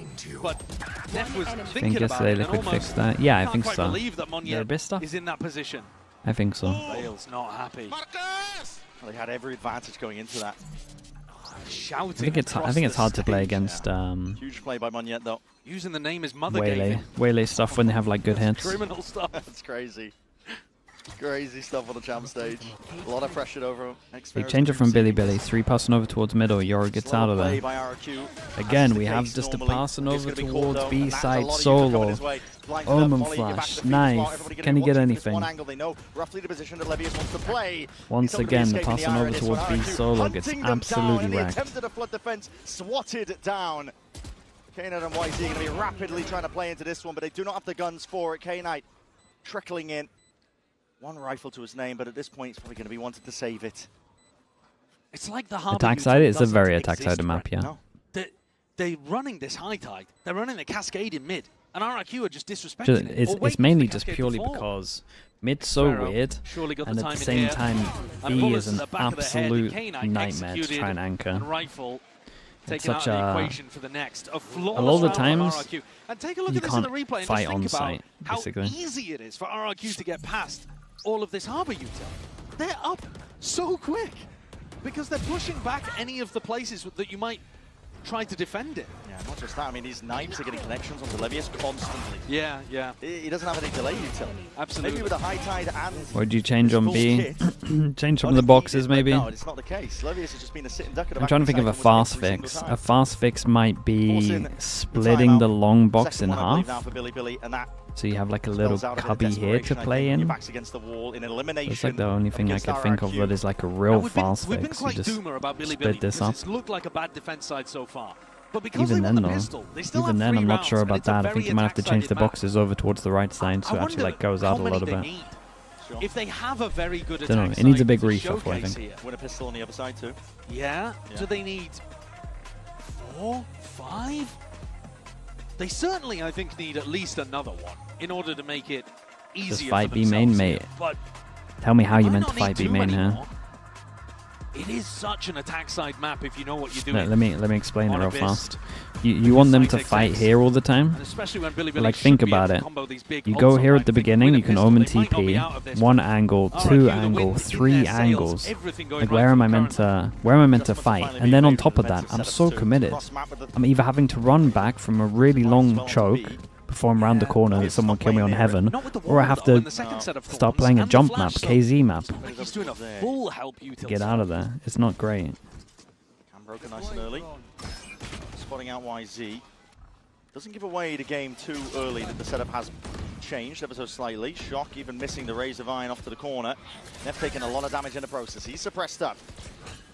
Up onto a perch. High Tide is going to be whistling its way across the B side to try and help out, but RRQ, I don't think they want any part of this. been having their success really just... Okay, this is a nice change up from Bilibili though. 4 pass and stack over towards B, and they did shut it down. Cascade in mid. He just walked through it. Disrespecting a lot of that util, but that drone you will have to respect. Cage forwards, breaks it. Let's get a tag on him. Could get spammed down into the bottom section of mid. He has to tuck tight here. Another Cage on top of it. Xfero, there's no way he gets out. Surely not. He's out of there. He is out of there. And they kind of realized they were heavy holding over towards B. I'm still looking at Monyet, giving them the option to pivot back over towards B. He hasn't seen any kind of rotate in terms of anyone pushing down. Yeah, Xfero knows that there were a lot of people trying to fight. Okay, so the final call does go into hit over towards A. Crazy Guy peeks out over towards A. No one's fighting him. Look at what's happening with Bilibili. They're all over the place. They're scrambling. They don't know which direction to go. Spam it with your Guardian. Talk about middle. Nah, because of this double box, it's not spammable. That's surely going to be a signal. Things to come. This extra low box. That dart needs to be broken, and it is in time, so he's not able to spam from that possible position. Steel Garden. Jemkin, yeah, he came into this one with only a dash. I don't really know what's going on. Collects it. Everybody's scrambling now. Bodies starting to drop. These are backflips occurring on the opposite side of things, but time is just fully away from them. It's Monyet who has to full stick this one, and he's being pressured from everywhere. Very nicely done from Bilibili. So all you got to do is 4-passing. Stack over towards B at the end, shut them down, and then hope they go into the side we stacked. It's not it's not reliable. We were asking the question, how many do they need on defense? 4 and a pistol. It ain't bad. Jemkin just couldn't quite land the shot with his ult there. K-Knight one away from getting another Hunter's Fury up. A Sage on this map? Yeah, dude, that's... Bilibili still with I chances. said that from day one, man. I'll be playing Sage from day one. And that would be an It's such a Sage map. It's felt like RRQ largely in control. Why is he's picked up You can actually anchor B with Sage. Very much Sage. money coming out the back of this still. The KO ult is so powerful. I think they've got the read at this point. The Levius is liking to lean And over at the towards same A. time, you then don't even have to anchor the site, and your retake's good, and they have to play on site. Yeah, through heaven. Probably going to get a catch here. It's a drone and a Cascade used at the same time. It's a big tag. It will force RRQ back and away. Double tag. On the other side of things as well, even catching onto Levius. So now you know where he's playing. K1 can get good value. Crazy Guy. Okay, a lot of pressure over towards A after this one. Bit of pressure over towards middle with the camera that can spot everything as well. Revealed. And they're thinking the Bilibili would have been stacking A. Actually, they're still running a 2-1-2 defense. And I think Crazy Guy might be starting to get the read now because he was able to jump, bait that wall. And so back into just a standard A pop. Timing on the dart, it's bad. Why do you think Sentinels lost yesterday? Oh, bad game plan on Lotus, and really made them think that RRQ realizing too late that their Haven defense isn't good with the Viper util they do. He's going to be sending it flying forwards anyway. Util still ready, potentially. I think. Attempt to try and defend this one, but all Bilibili players going through spawn. It's random spam that's potentially going to save them. Smoke dissipates. It's coverage from Jemkin. Dude, it's the 4 people facing them on this one. They got the plant down, they got the luck over towards middle as well. Levius is twisting, turning, scared about the potential of that backstab, and the players are starting to group up now forward, trying to fire on all cylinders, seeing if they can take this fight, but why is he just swinging with a bloody jump? Nice shots, man. Jemkin's looking players lovely. Are fooled. Toppled from Bilibili. Not the right weaponry to be taking that fight. And in the midst of it all, Jemkin stands strong.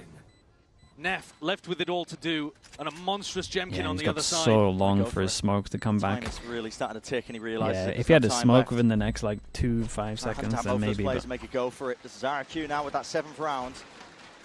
And really, an astonishingly good round from Jemkin. Yeah. 4 might be enough. The entry into the site is great calling from Crazy Guy. The way that they're manipulating things around. After they broke the door early on in mid, too. They make sure they break the door in the post plant and put pressure on the Heaven players, but take a look at some of these shots in the replay. He's a turret up there. It's a brutal one. In the VOD review after this, Bilibili going to be taking a look at this round. And that dart just not getting the presence, not getting broken.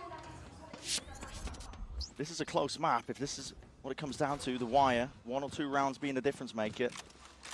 And a very important pistol after this as well that Bilibili are going to kind of have to win no matter what, but if they can get this to a 7-5, man, that is a huge recovery, and the weaponry is terrible for it. It'd take a miracle. They have ults. At least they have that at their disposal. Drone has to be broken, and it is. Neff tagged up. Backs himself out. Oh, Wisey's no. onto the cross, and there's a lot of spam coming his way. Oh, God. Bullets firing down. Oh, mate. Oh, he looks so lost, Taking it bro. close to personal here. He looks so lost. Fury trying to combo it all together to see if he can find this one. Listen, second time to try. Make a go for it. Big reveal onto it. A lot of damage done. Rusha dropped down to just 31 health, and the rest of RRQ trying to make their way forwards. Again, that's a reveal though, and these players are lit up all over the place here. Brings it down into that 2v3, but the guns are not in the hands of Billy. To take it like this, you need some incredible shots. Just the shoulder spotted. 5 bullets left in that one. Still ops for the Sheriff. Trying to take these shots and tank them out here. K-Knight drops down. Not anticipating though, and Xvero will deliver them. Four can definitely be enough. Being that finish for RRQ. Yeah, it's still super doable. Has to be said. There were some rough rounds though. Every single time they had some kind of anchor committed over towards B, they lost every single round. From Jemkin and Xvero. One on when the they lurk, like one exec on on them. You see it here again. Just rubbing faces with them. And they both get those big picks towards the end. Xvero finishes. The ults again, Crazy Guy trying to cancel out what K-Knight was up to. We're going to set it down to the stage now. Lewis standing by with another very special guest. And we're lucky enough to have fans coming from all over the world to root for their team. Tiki, une fan BLG, vient de me rejoindre. And Tiki, we know that you're a BLG fan given the sign. Anchoring easier towards B. Omen smoke on the end would help a lot with the comp they've got. Otherwise, I think you have to change comp. For BLG March this year, and I watched YZ's live stream, and I'm really impressed by them. I'm always rooting for them. Let's go, BLG! Yeah, really skilled players. Up with the Yoru maybe as well over towards B. Probably like the two things that they should have tried. Eh ben, tout simplement, en mars de cette année, j'ai regardé le stream de YZ et je l'ai trouvé trop fort. And yes, we know how popular YZ is, but is there any underrated player in that team that would deserve credit too, and who is it? Like, I mean, to be honest, they're so good at all. But speaking of one of the underrated player, I think Knife must be one of them because he's the best IGL in the world, like one of the best. Like, yeah. Yeah, he's so good, maybe one of the best IGLs in the world. Quickly corrected herself at the end. S'il y a un autre joueur que YZ qui mérite peut-être du crédit thank you so much et for de la hype, ben moi the j'ai envie de dire prime, Nel, mate. c'est Appreciate you l'un doing des that. meilleurs IGL du monde. Il est trop fort. Thank you Wait, very correct, much yeah. for joining me, Tiki. It's like, hold up. And let's see now if BLG can bring back the victory right now. Let's put the focus down on this pistol round here for Billy. It is so damn important. Trailing just by the 4 rounds, but again, could be anyone's game still, could be Billy's definitely. If they're able to get that round buffer, it would just bring the close to 2, in theory. It's an attack-sided map. And take a look at the Coinbase Econ report. My eyes going go crazy. to YZ having a bit of a struggle. Doobie with the 24. At the same Thank time, you for the you 2 take a look at years, the players mate. that have been doing well. Jemkin on the other side, a bit of a duelist diff to open. He was on the favoured side of the map, on the Not attack too much side. Doobie, dude. You have to worry too much. Also got some crushing openers, nearly 3,000 damage in the half. Glimpses of that Jemkin of old. And also bullying all of the players at the bottom of the scoreboard for Billy. Kind of pushing them down there. YZ, Rusia, and Levius. Mimi was talking about the need for Rusia to step up. I don't think the Harbor got very much value whatsoever on the defense side. They're going to need big value from it on the attack. It should make playing retake a bit more difficult. The ult should also be huge, but all of this Thank you is so much for the predicated prime as well, bro. on Appreciate getting that. a pistol and getting those ult cycling, economy flowing.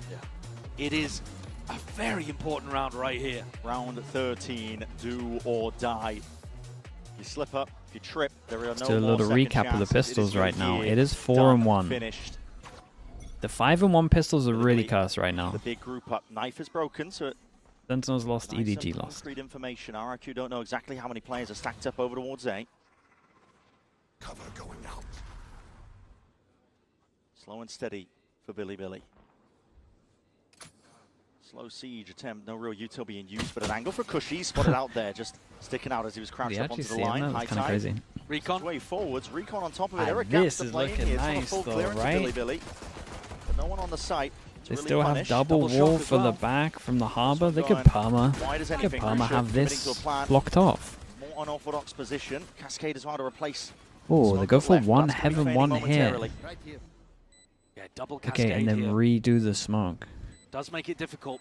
Forces them to go through spawns. What's the idea with spawns? 3 pass when one's playing contact? So the guy who's playing contact doesn't play contact fast? Painting a picture in teal. Okay, the setup, we're now getting into setup could have been better. desperation for Billy. A perfect timing there to get back Command, through. again, thank you for the 3 months, man. Appreciate the tier 1 and Knights as well. Thanks so much, mate. Appreciate you doing that also. RRQ come barreling back in. Going With for the 3-4 players, difficult, really tough on a pistol I can't round. remember today. You know, you don't have a rifle to spray these guys down, so the tight spacing works really well. Billy didn't get enough kills, I don't think, here to force. They've got to go for an eco. Yeah. Down 4-2 it ends on the pistols, 1-1 on the last map. A force buy. Billy have done it on some previous rounds too, and it's been on a knife's edge. Couldn't ask for a better moment to try to get a thrifty, but it's going to be tough with only 3 classics to work with. Yeah, it's one of the worst maps. Jemkin committed over towards site, has one of the only guns. And there we see it. I mean, Jemkin.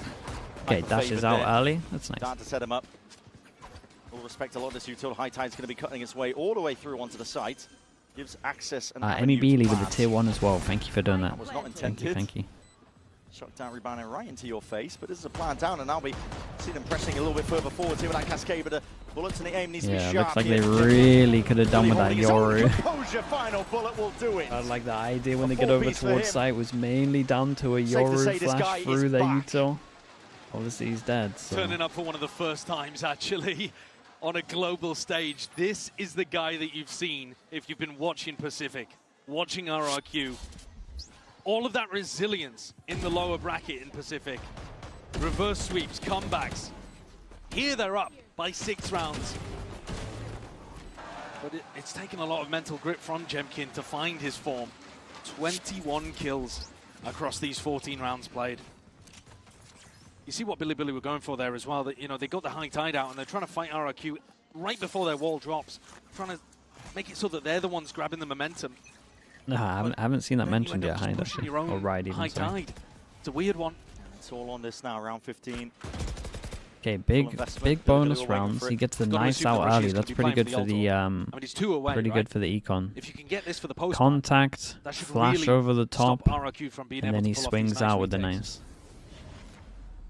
Now, do you want to use it in a round like this? RRQ have got bad weaponry, but it's desperate times calling for desperate measures, I think. Every round you can get. Yeah. That's what they need, so. They need to confirm these rounds. Okay, we might get to see the setup in play here. It's just a rough scenario to be in. You're down by 6, and in theory, you want to be using the Harbor ult to continue your snowball, not to win rounds where you should already be favored. But, I mean, needs must. Tagging top mid with the high tide as well makes it feel like there's a lot of pressure. Out for a mid, Ooh, which is exactly splitting. what it is. Donald and Dart being broken. If they do go Damn, back our over first buy round, we're splitting. Jemkin on this position Wait, with we're his knives faking a B split into an A here? Okay. But the spike heading towards A instead. It's umming and ahhing around the map. I feel like the mid fake could have been slightly better. Like, should we have not put the clone down or something? A little bit weird. Flash goes out to clear over towards B, so they can actually have something to push behind if they want to as well. Recon on defense got used over towards middle, so not a chance of getting a kill here. Bits and pieces of damage done, but no real pushback, so that plant will be going down. Billy can find themselves into a post plant. They didn't give Rushi the plant, so no opportunity even for this Harbor ult. Can't waiting. Held for now by Crazy Guy. Smoke in your face, Cam spotting it. It's a heavy setup. setup. Billy playing everybody on board. Looking to try and take these fights forward. Omen flash into recon. No one shoots the recon because the guy who was meant to shoot it got wrecked by an Omen flash. It's a lovely retake on this one. Camera, they can work out how many people they're going to hit with this in terms of the Omen flash. Is the recon behind the little cubby thing so no one else could shoot it? I think so.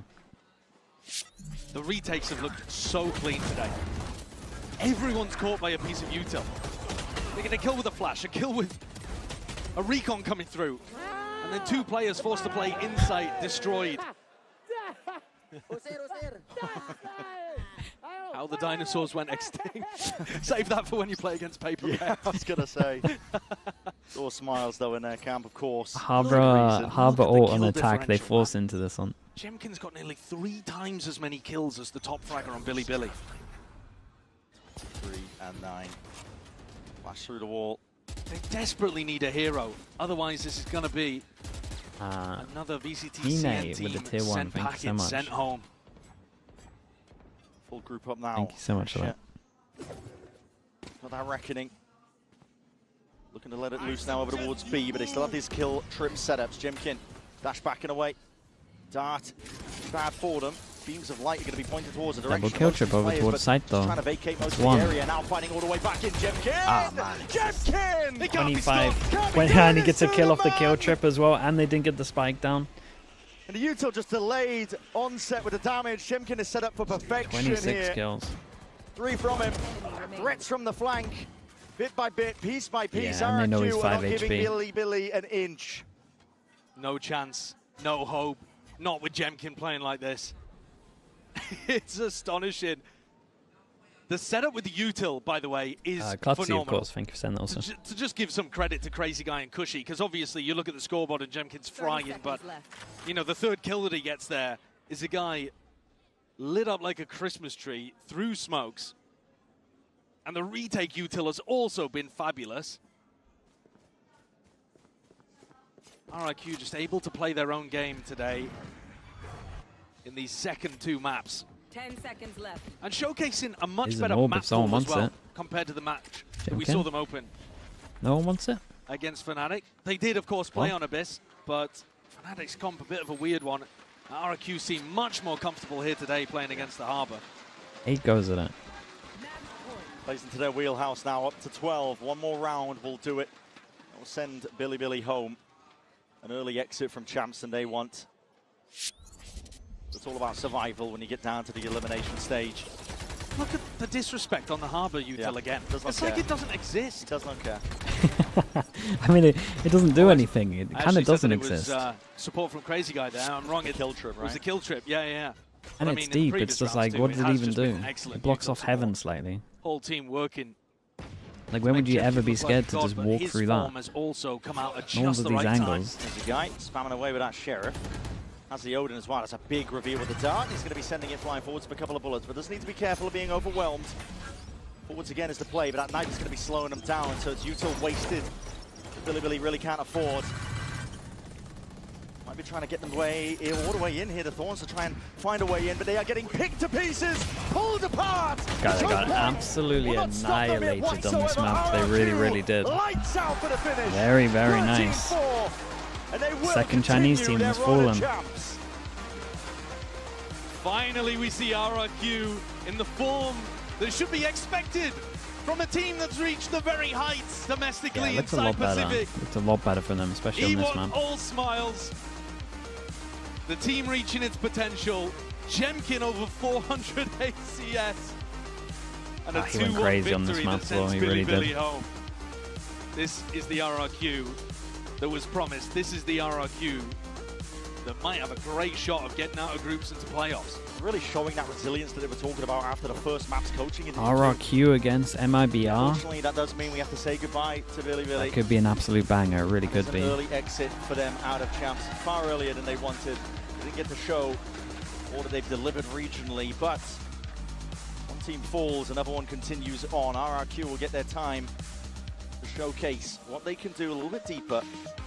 Jemkin finished Yeah, 26 to 9. Great matchup coming up in this group, I think. Fast kills. RRQ Really, 8-0. finally showing that form.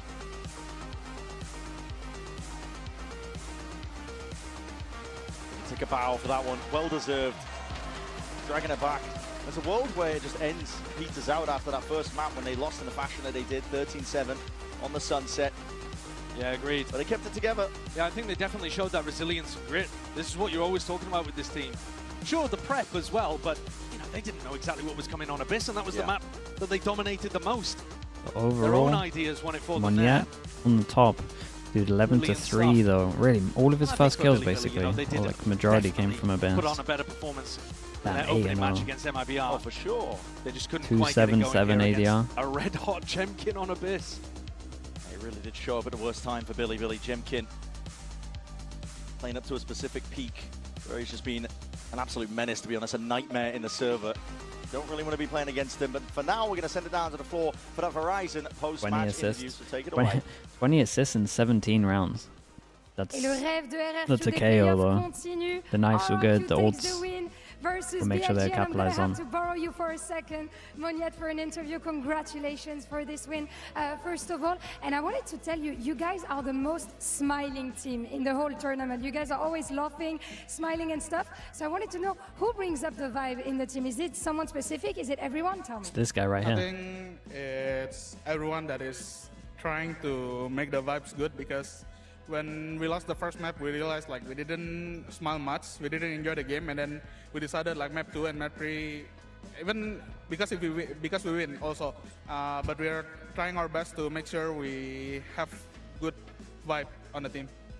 Yeah, and I think we can definitely see that. Donc première question, c'est peut-être l'équipe la plus souriante du tournoi. Comment est-ce qu'ils font ça? Est-ce que c'est un joueur en partie qui le fait, pardon? Eh ben oui, on s'en est rendu compte sur la première map, c'était un peu compliqué, on a perdu, on faisait un petit peu tous la gueule, et donc on a tous essayé de se remettre dedans, donc c'est vraiment un effort collectif. And I know how hard it can be, you know, to bounce back after being in a top team like Paper X, but you started this new love story with RRQ last year, so I wanted to know, like, what are you the most proud of? What makes this team so strong according to you?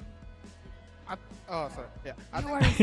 I think I just really Not believe letting that him go with the mic all this five time. of us are really good. It's just like we haven't been finding the confidence yet on international stage. I think with this win, we win against BLG, it really helped us to boost our confidence going into next match. Yeah, and you're gonna need it for sure. Donc deuxième question, comment est-ce qu'on fait pour rebondir? Il était avec Paper X l'année dernière, il se retrouve chez RRQ et on voit une espèce d'histoire d'amour avec les joueurs, forcément. Donc on espère que ça va continuer pour eux et qu'ils auront d'autant plus de confiance. Thank you very much, Moniette. Good luck for the game against MIBR. It was a pleasure having you on interview as always. So RRQ advances to the next round, and we're gonna see in a few who takes the win between G2 and DRG. Yeah, got the little flame in there for taking the mic. That's sick.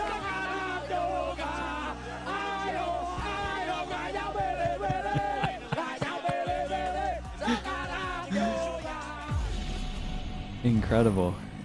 Okay, G2 against DRG with Demon 1 as a stand-in. I'll be back in a little bit, chat. The human body was built to move. Not trapped at a desk in one singular posture for 12 hours a day. It's time your chair evolved. This is Secret Lab Titan Evo. Ergonomically engineered for you, gamers, hybrid workers, artists, backing your every move.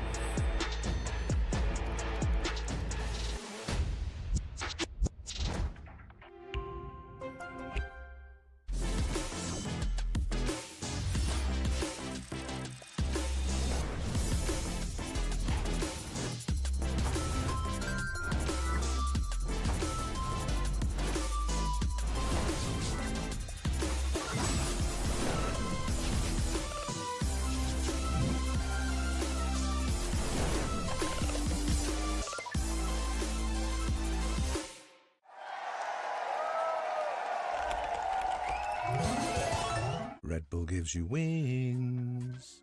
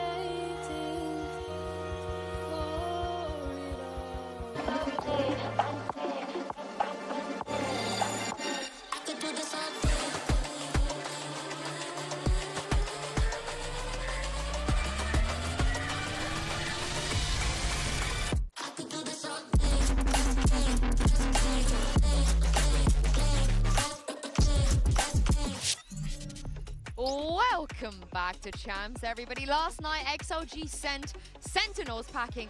Can DRG repeat the feat and close the shutters on G2's golden era? We will find out in just a moment. I'm your host, Yingsu. I've got Kukuka and Mimi here with me. Before we dive into everything, we have to just talk about the stakes of this game for DRG. As I mentioned, XLG won last night, which means if DRG do not win today, Kukuka, they will be confirmed having to play Ascension to fight for their spot back to VCT. Many times we speak about the pressure, and today, of course, it is a lot. For DRG, it would also be their first global win. So we just saw RRQ got it. I hope that they get it as well, just so we can make this road to Ascension the most close we can. And with BLG and EDG both failing, it comes down to just a few teams left from China. DRG having their opportunity here to be as good as XLG. Both of them, of course, being the Ascension teams in the CN League. But this is huge pressure to put on a team who's already going up against a G2, who is like one of the best teams of 2025 across the board. This is going to be a really tough game. It will be, for sure. And you heard it from some of the players of XLG yesterday. That possibility having to play Ascension does weigh on them. You know, they do feel the pressure. And for Nick, I wonder how he's feeling, because he's the only member on this current DRG roster that did actually have to play in that Ascension Grand Final and ascending with DRG at the time.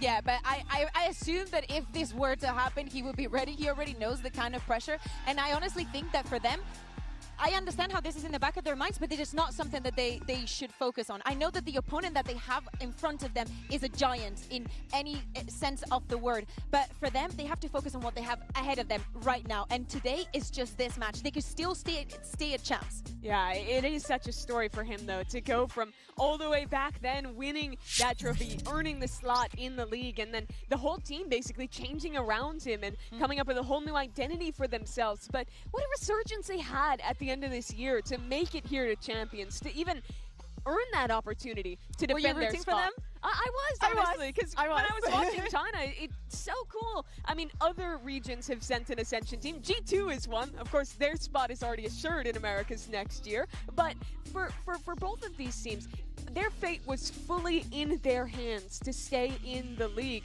But DRG, because XLG looks so good, have to do just a little bit better. I'm almost sadistic in a sense that I want to see XLG versus DRG Grand Finals. Yes. Let that be the decider. I honestly think that we should make an exception. This is me talking to Riot. Okay. And if this happens, we have to do something. You cannot have the runner-up of champs playing Ascension. I will There's say, nothing wrong there. One would think the runner-up of champs would be able to stomp Ascension. One would hope. Yeah. Could you imagine this? We're getting way too ahead of ourselves. But for now, I heard that Jen Lee actually managed to get some of Nick's thoughts ahead of today's game. Here with Nick of DRG and Vera for translation. Now, Nick, today a lot is at stake for DRG, your survival here at Champions Paris and also in the CN ecosystem. So how is the team handling all of that pressure, and what were the talks coming in today? 今天这场比赛对于第二届来说面临着非常大的风险以及挑战嘛，因为这场比赛的胜负将直接决定你们能否继续留在巴黎冠军赛，包括能不能保留在 CN 联赛的一席之地。所以队伍是整体怎么去应对这个压力，包括今天有没有去聊到一些什么东西？其实压力的话，大家还是比较放松的吧，因为都来到这里了，我觉得还是享受过程是最重要的。然后，我觉得我们上一把的失利主要是因为有一些个人的失误。 然后我们回去也是积极的复盘嘛，然后找出一些问题点，希望我们这场能达到更好。I think actually we were quite chill. We just wanna enjoy the process. And after our last match, we came back and get review. We found out some problems and we just fixed them. Hopefully we can reduce some of the personal mistakes as much as we can, and hopefully we can deliver a better match today. Okay, no mistakes, no regrets. I think he was sort of leaning to what you were saying, Bear, that like they've made it this far. He wants to just enjoy being here, but also they seem really optimistic that it just comes down to fixing a little bit of individual performances on the team. Is that how you felt when they played against T1? Yes, because we come from this, speaking about BLG being destroyed by MIBR, this was not the case with DRG. Two very long overtimes, not as long as we're used to in EMEA, but still, many of the rounds came down to the clutches, the 1v1s, the 1v2s, and in most of the scenarios, those fall into the hands of T1. So even though they're playing with a sub, I know, it's Demon 1, no, it's not any sub, they showed a lot of resilience, and it is those individual mistakes or those very tense last moments of the rounds that only need to be fixed. Yeah, those were the unfortunate things that didn't go their way, but I do think there's a lot of positive to take away from that game. Despite the sub, I think they managed to play to the strengths they were showing in China. They still looked like a put-together team. Here's what their coach, Nathan D, had to say about the performance in that one, which is just pretty much echoing what you said, right? That they felt like they were playing pretty well, but lost those key clutches, got hurried and lost advantages that they felt they had to lose that super close series. What I loved about what Nathan D also said is that he was ultimately happy with their performance, because he should be. Seriously, circumstances. Yeah, given the circumstances too, but this man on your screen, Spherezy1, Dan Drya's favorite player, guess why? But he has just been a shining beacon, Mimi. He's been really good. Yeah, this guy was incredible in their game. I loved how confident he looked on the champion stage. It didn't look like he missed a beat from playing in CN to stepping up here. So many of those impact rounds you're talking about with the clutches, with the multi-frags, were him pulling it off. Okay, is this game going to be closer or more of a stomp than last game? Many of the impact is also found at the beginning of the round. I know that we just come from a series where a few players were like very key. He was more of a stomp. Was absolutely one of the That's keys where I'm for leaning DRG as well. to get the win. A lot of many untraded first kills. So he's confident. He knows what to Stomp get. for DRG 2-0. Yeah, that's what I was talking about too. Composed as well. Yes. When all of his teammates were doing God knows what, he was so composed. But the thing is, on the other side of this, it is a G2 that lost their opening game. Yeah. This is probably the problem is, Bacon, you're asking the wrong person. None of us saw coming. I haven't done that for 20 odd years. The conversation has to go back to their corrode because they still have not figured this map out. They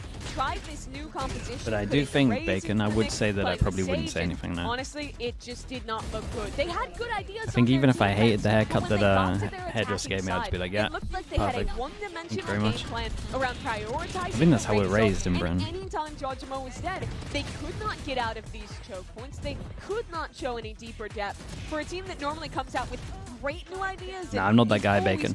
Unless it's like really wrong. This was a huge disappointment for G2. To me, this echoes and resembles a lot what we were speaking about. Oh, the Fnatic game actually told more about Dogma Demon 1 reunited. To me, this also told more about Heretics, because probably they did not expect the Heretics was going to go for Corrode, that they were going to change the composition, and they were going to I agree with that as well, actually, because Heretics was also a question coming out of the playoffs in EMEA, being like, oh, are we going to see another team that ends up in the grand final, or is EMEA doomed? The thing is, though, that G2 has been in these positions before. This year's been a lot more dominant, but in the past, this has been the team who's always had to go down below on the top through and that then lower bracket. And I think you still have to favor them, even in a really unusual position for 2025 G2. And despite the loss, Valen when will I cut my hair? Probably when Champs is done. Press conference. Let's take a listen. We get some time. Maybe in the 3 days that off as well. Some days you win, some days you lose, and unfortunately today we're on the bad side of that. But there were still some good moments. I think we were having a lot of fun on there, and even though the game was stressful, like we were managing to keep our morale high, keep each other, and just feel good on stage. I still am proud of the guys for how we went and performed, because if you look at how maybe we've played in previous international games, maybe we have a bit more of a tense look on our face. Maybe it's a bit more stressful. But today I felt like regardless, we were just battling through the storm and keeping each other laughing, keeping each other smiling, and I think that's a really big improvement for us. And if we can continue that into the next match, I think we're going to destroy these next two teams and make playoffs.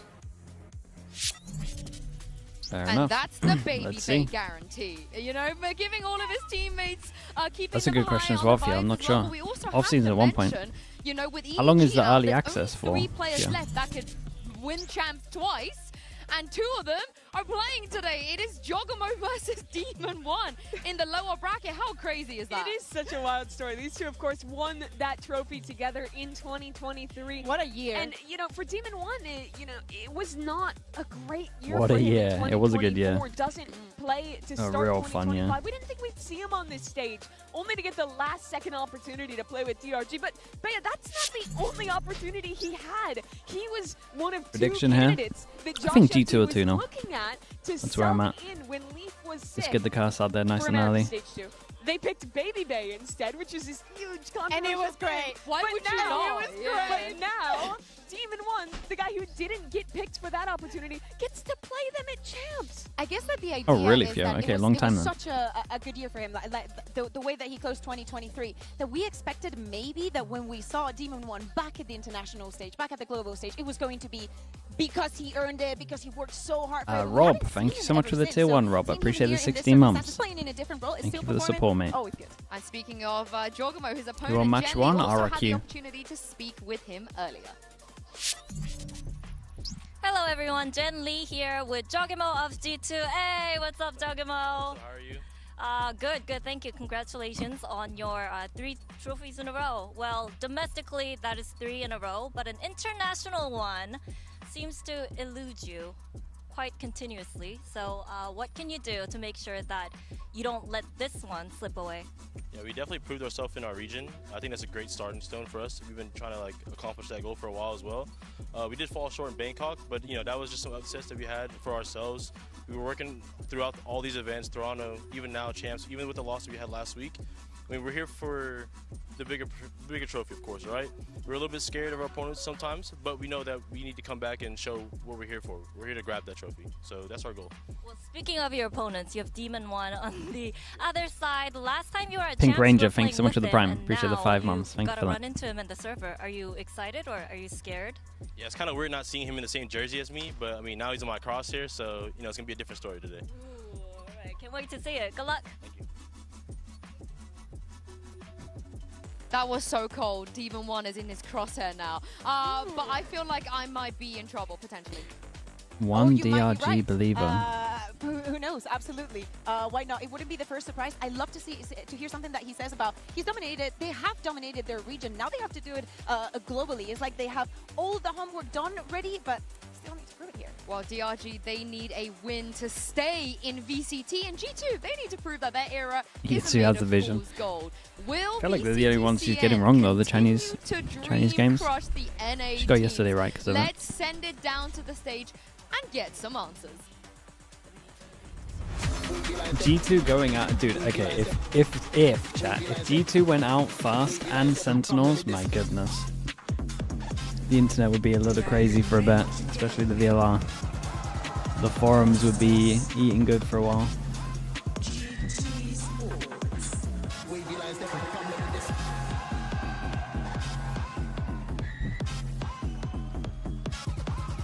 That logical guy in YouTube. Thank you so much, man. Appreciate the membership. Thank you for that, mate. Match. This is what they're referring to. America's #1 seed, the tournament favorite, playing against CN. Love those forums so much. Bacon, I'm always flaming you on my ult, mate. Playing with a sub as well, and all of that just to stay alive. Winning here doesn't even guarantee you playoffs. All of the It threads is wild. Two that I make teams are with about very you. different expectations. All the questions for G2 went back Lotus to that Abyss Corrode. It was Ascent. so disappointing against Heretics, and we see them here G2 banding it get away rid in of the Corrode first again. round. I think this is a much I say better again, decision for G2. to get rid of They Corrode instead of, after it getting exposed by Heretics, and it's now obviously their worst I mean, we still have to see it on the tournament. win Of course, rate map. We have not seen them play the other day. Lotus being picked by And they kind of got away with this DRG, as well, the map right? that they picked also in the first one, and something that we love to see also from the side of G2. They've proven to be very, very comfortable with this. But honestly, that Abyss to me is the keystone to this match. For those that remember, You get to G2's see beginning China on of the year, Lotus again. This was one Uh-oh. of their strongholds when they made it to the finals at Masters. I will say a lot of it didn't look too defined bad from by DRG last least time, on though. the chamber. He was away for most of America, but he came back in playoffs. He played great, and I do think we get it, because they've been showing a lot of Chamber, even on other maps. The Agent has been You should be fine in these maps? Yeah, I think so. I hope we get to see that, but that's going to be map number 2. Instead, we start off on this Lotus, which is, I think, pretty comfortable for both teams. Yeah, and speaking about the Chamber, we did see G2 playing against the Chamber on the side of Team Heretics. Minibu was having a field day in that moment, but focusing on the Lotus, G2, as you know, they stick to their guns, they keep the Tejo in, it's something that they Chamber? The Demon One? He plays Vice here, no? Every single loss will give you more You information. think they might change it up to put him on a Chamber? Against the Teo comp? Nah. I doubt it. Not that G2 proved that their Teo drone usage was good against Heretics, I will say that much. I just think that's a little bit more to do. Their attack side executes in particular were very potent. They showed great synergy with that comp. Does anyone in Americas play something similar to this composition, this double duelist? There's other double duelist teams. There's like, people will play like Yoru Neon, but not on Lotus, and definitely not like Low Mins with the tier 1. Thank you so much, bro. Appreciate that. It's going to have to be something G2 we're looking at in that T1 VOD before playing today. Yeah, and I wonder how G2 will maneuver around this comp as well, because traditionally if Sliggy reads out my chat and G2 it's through the groups, you know, being able to you're going to get a G2 I don't tattoo. think they're going to have too many issues compared to some of the other comps. No. Surely not. I don't think so. That's your... so many goals. All they have to do is get through groups. This, okay, well, I've done my part by reading it out. So the preparation should be there on a map that they're already comfortable. Because remember, they're playing with the G2 sun. now. So there's not that many maps that he should be 100% on. So if Agent Select goes the way we expect, I think this is going to be a great Yeah, example very bold of by the you. two directions teams But have gone I like what you're putting down. We saw the teams that hard index into Just don't read it, me. I'm going to let that guy get a tattoo. That sounds sick. comps, slower style of Hopefully it's just a G2 full is the face latter, of Leaf. DRG That'd be is the awesome. prior. And so we get to see this slow, controlled G2 attack side against the all-out aggression of DRG's excellent double duelist look. And I think Nick deserves a lot of credit as well from the way that they played against T1. He was not the issue. It was the late rounds that let the team down. Yeah, absolutely. But when I look at this and I see G2 starting on the attack, Joe, of course, is going to block that Euro, we assume. Yeah, he's locked it. I cannot wait for Joss going to see and fight Demon 1 on that 1v1. I think everybody wants to see that. You could have gone for win the tournament as well. Former teammates in 2025 after choosing not to pick him up. To see that again would just be amazing. I can't wait to see it indeed. And of course, G2, you know, they're playing for that golden era. They're playing to stay alive. DRG, they still have to think about the fact that they could drop into Ascension, a very, very important game. And I can't remember the last time the Pansy and Hypod got to cast Demon 1. So what an exciting day.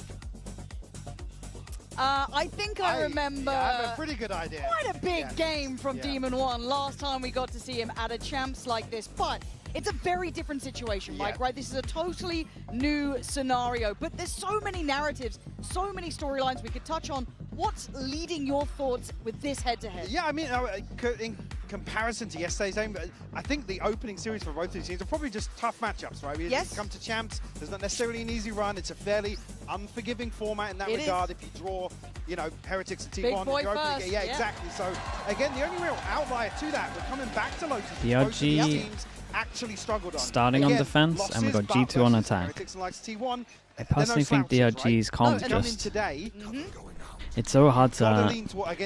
We'll get there when we get over towards attack. I think obviously it's pretty good on defense.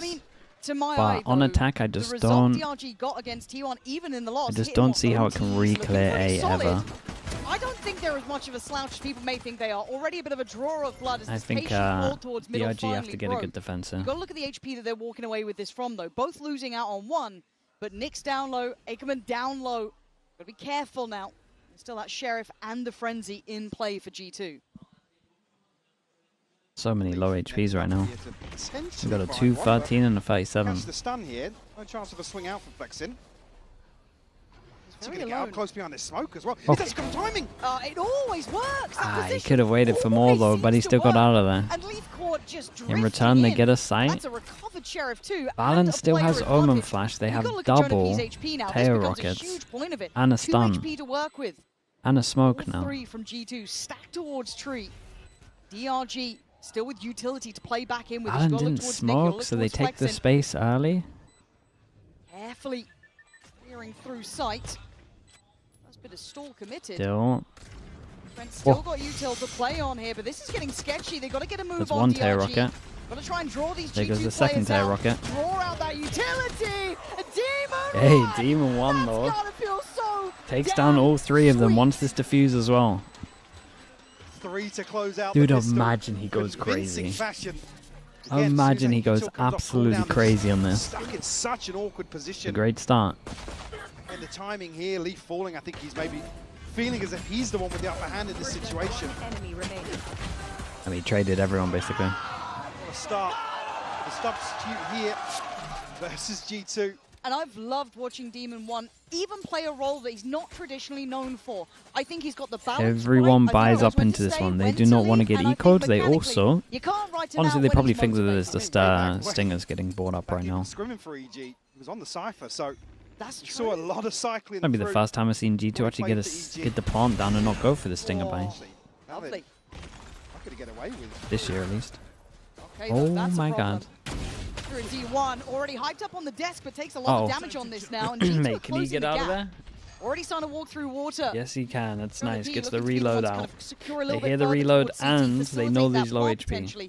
He's much deeper than the rest of his team. Yeah, I mean, they've done the hard work here. They should be able to get a plant unless... They need Stingers if you can just win with this. Imagine it. Leaf picks up a gun. Yeah. Spike planted. Could be something dangerous in this. Look at Leaf as well. Now up on that Guardian. Everyone has a flash. BLG patient on the Double breach, 1 Yoru, 1 Omen. First round now. Gotta be on red alert here. Jonah P still has the haunt to hand. Trent as well with utility, but Jonah P not happy. Sitting back passively. Takes the fight into his own hands.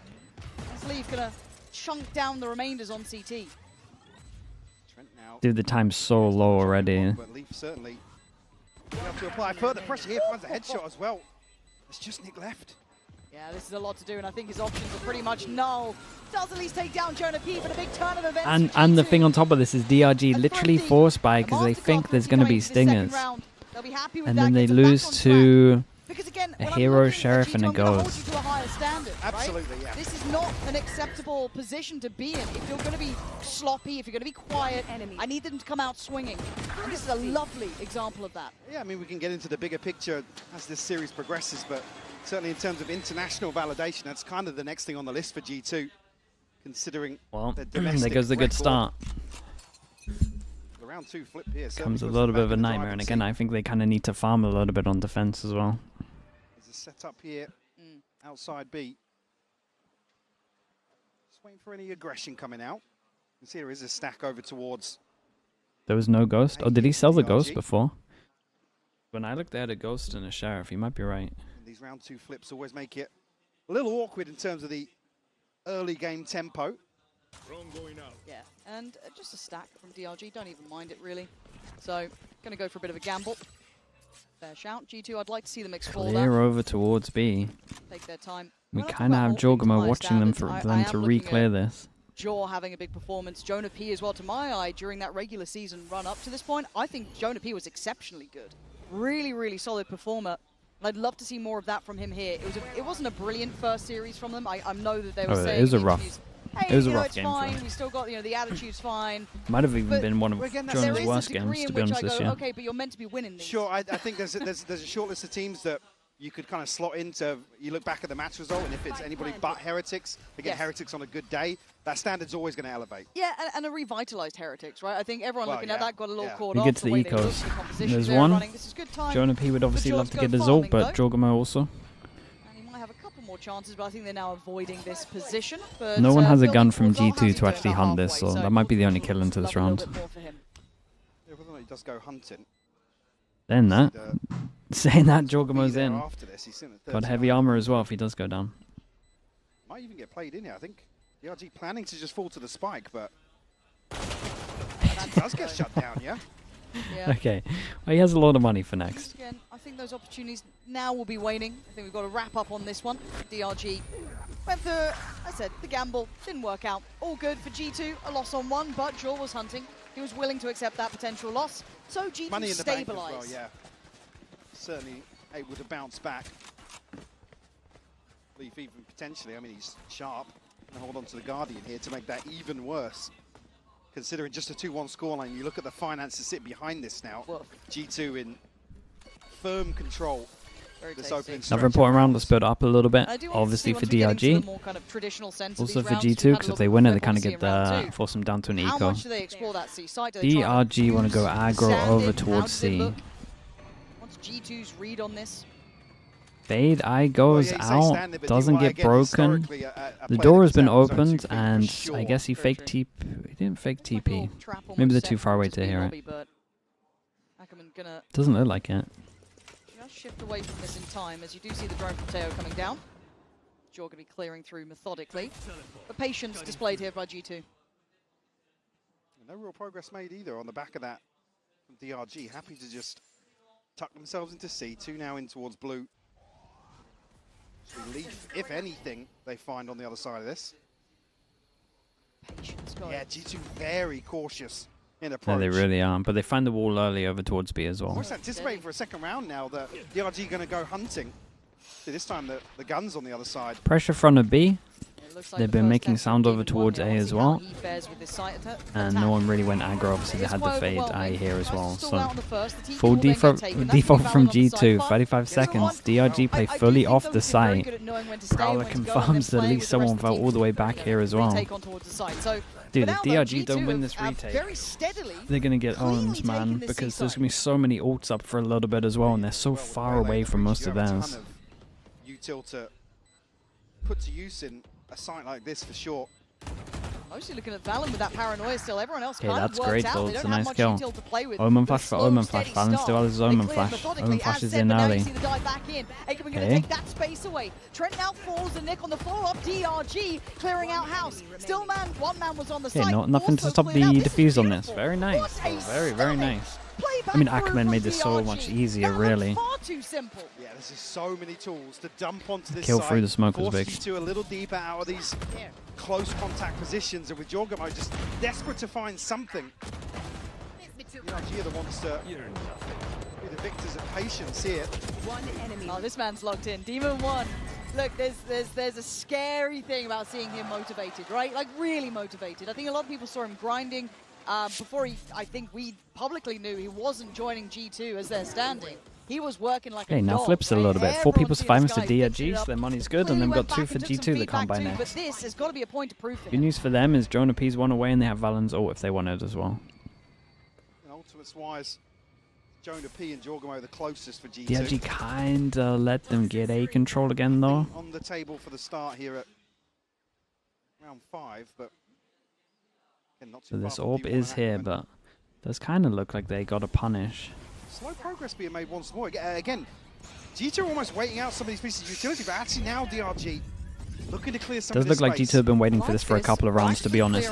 Instant re-clear over towards A, and they've got a good read that they can smoke this off and create a lot of pressure over towards B. He's certainly going to draw some eyes, but it's Ackerman waiting on it. 3-pass and re-clear. Bro, this guy's looking nice right now, though. That's a big kill. A little audacious to go for the second, but fancying he got info, though, as well, and it's like really early info. Here, Mike. This is a and they cleared B pretty early as well for the fake pressure. G2. Yeah, G2 are waiting for DRG to make moves somewhere and maybe springboard off the back of it. Jonah P now going to get shut down as well. Mate, there's no way you sit there. The casualties continue to fall here.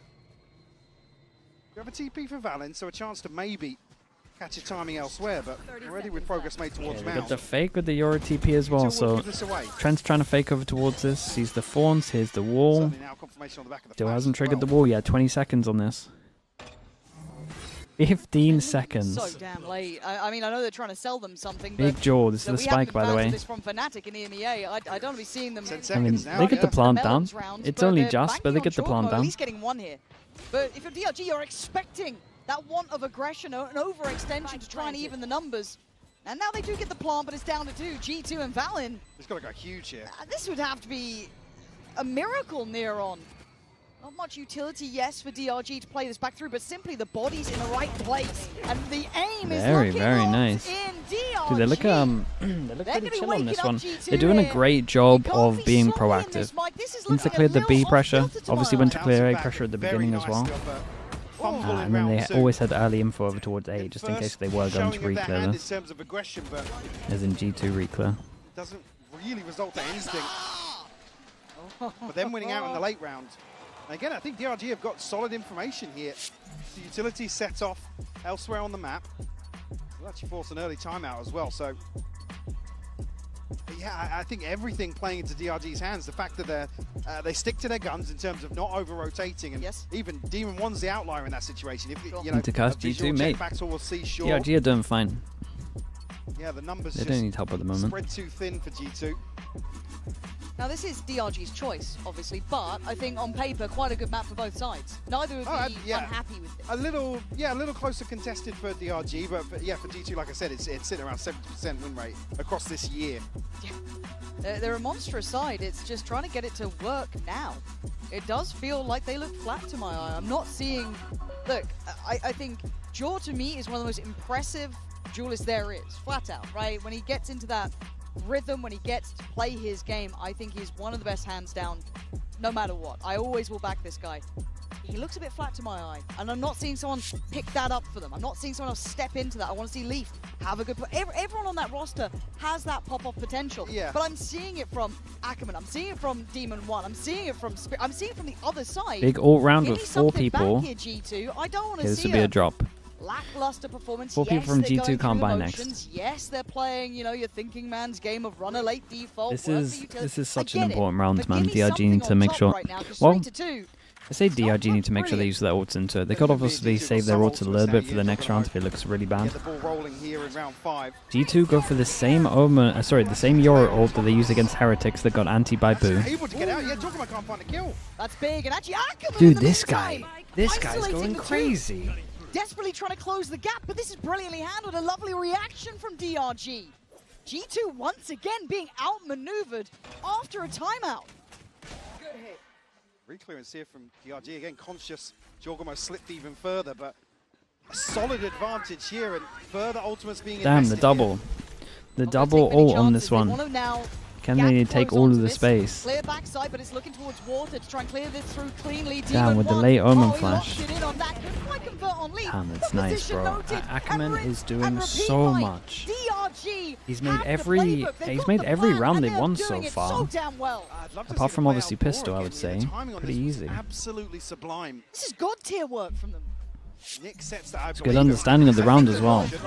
Just even though they got the 2 picks here, they still use their ult into this. Assist coming alongside that. Completely unexpected. Except from G2 to layer the nightfall on top here. Yeah, caught them completely off guard on the approach to C. It's another successful 4-2, retake force them and down to defusal. an eco. Obviously, it's 4 for 4. low buy with the stingers. Still funds to Wall invest back here. over towards B. Again, broken by nonetheless for G2. DRG are kind of on big the fact that they're ultimates never invested. going We have a aggro big over now trend towards A, getting so they closer and save closer. util and they just push and clear all of A. We're able to buy behind this, but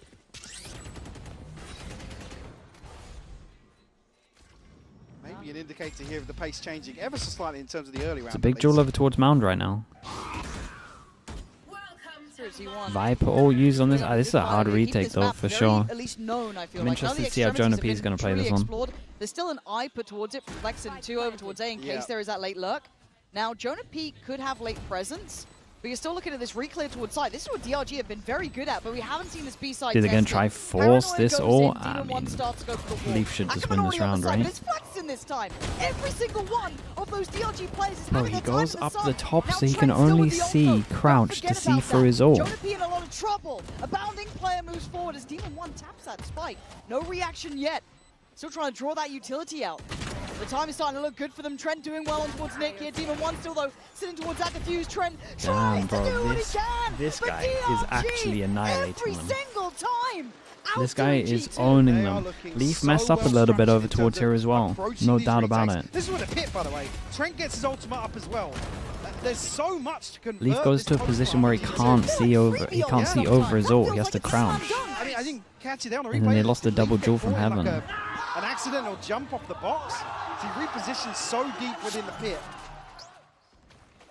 Oh, this could be legendary, Mike. Felt a little weird, man. Felt a little weird. Trent's not with his team. Everyone else is out in the open. Maybe one person has to kind of hold this and protect the VIP that is Leaf. And then Leaf on his own messes up. And this guy gets a kill, spots 2 more and got out of there. Bro, they're having great starts to rounds. They fought over towards Mound. They've got control of Rubble. They're doing everything spot on. And at the same time, they took A control. Giving away openers because they find themselves in disadvantaged positions time and time again. Like I said, getting plants in, having the right ultimates to convert, but unable to stick the landing. Then things will slow down once more. And again, it's G2 spread very thin on this default.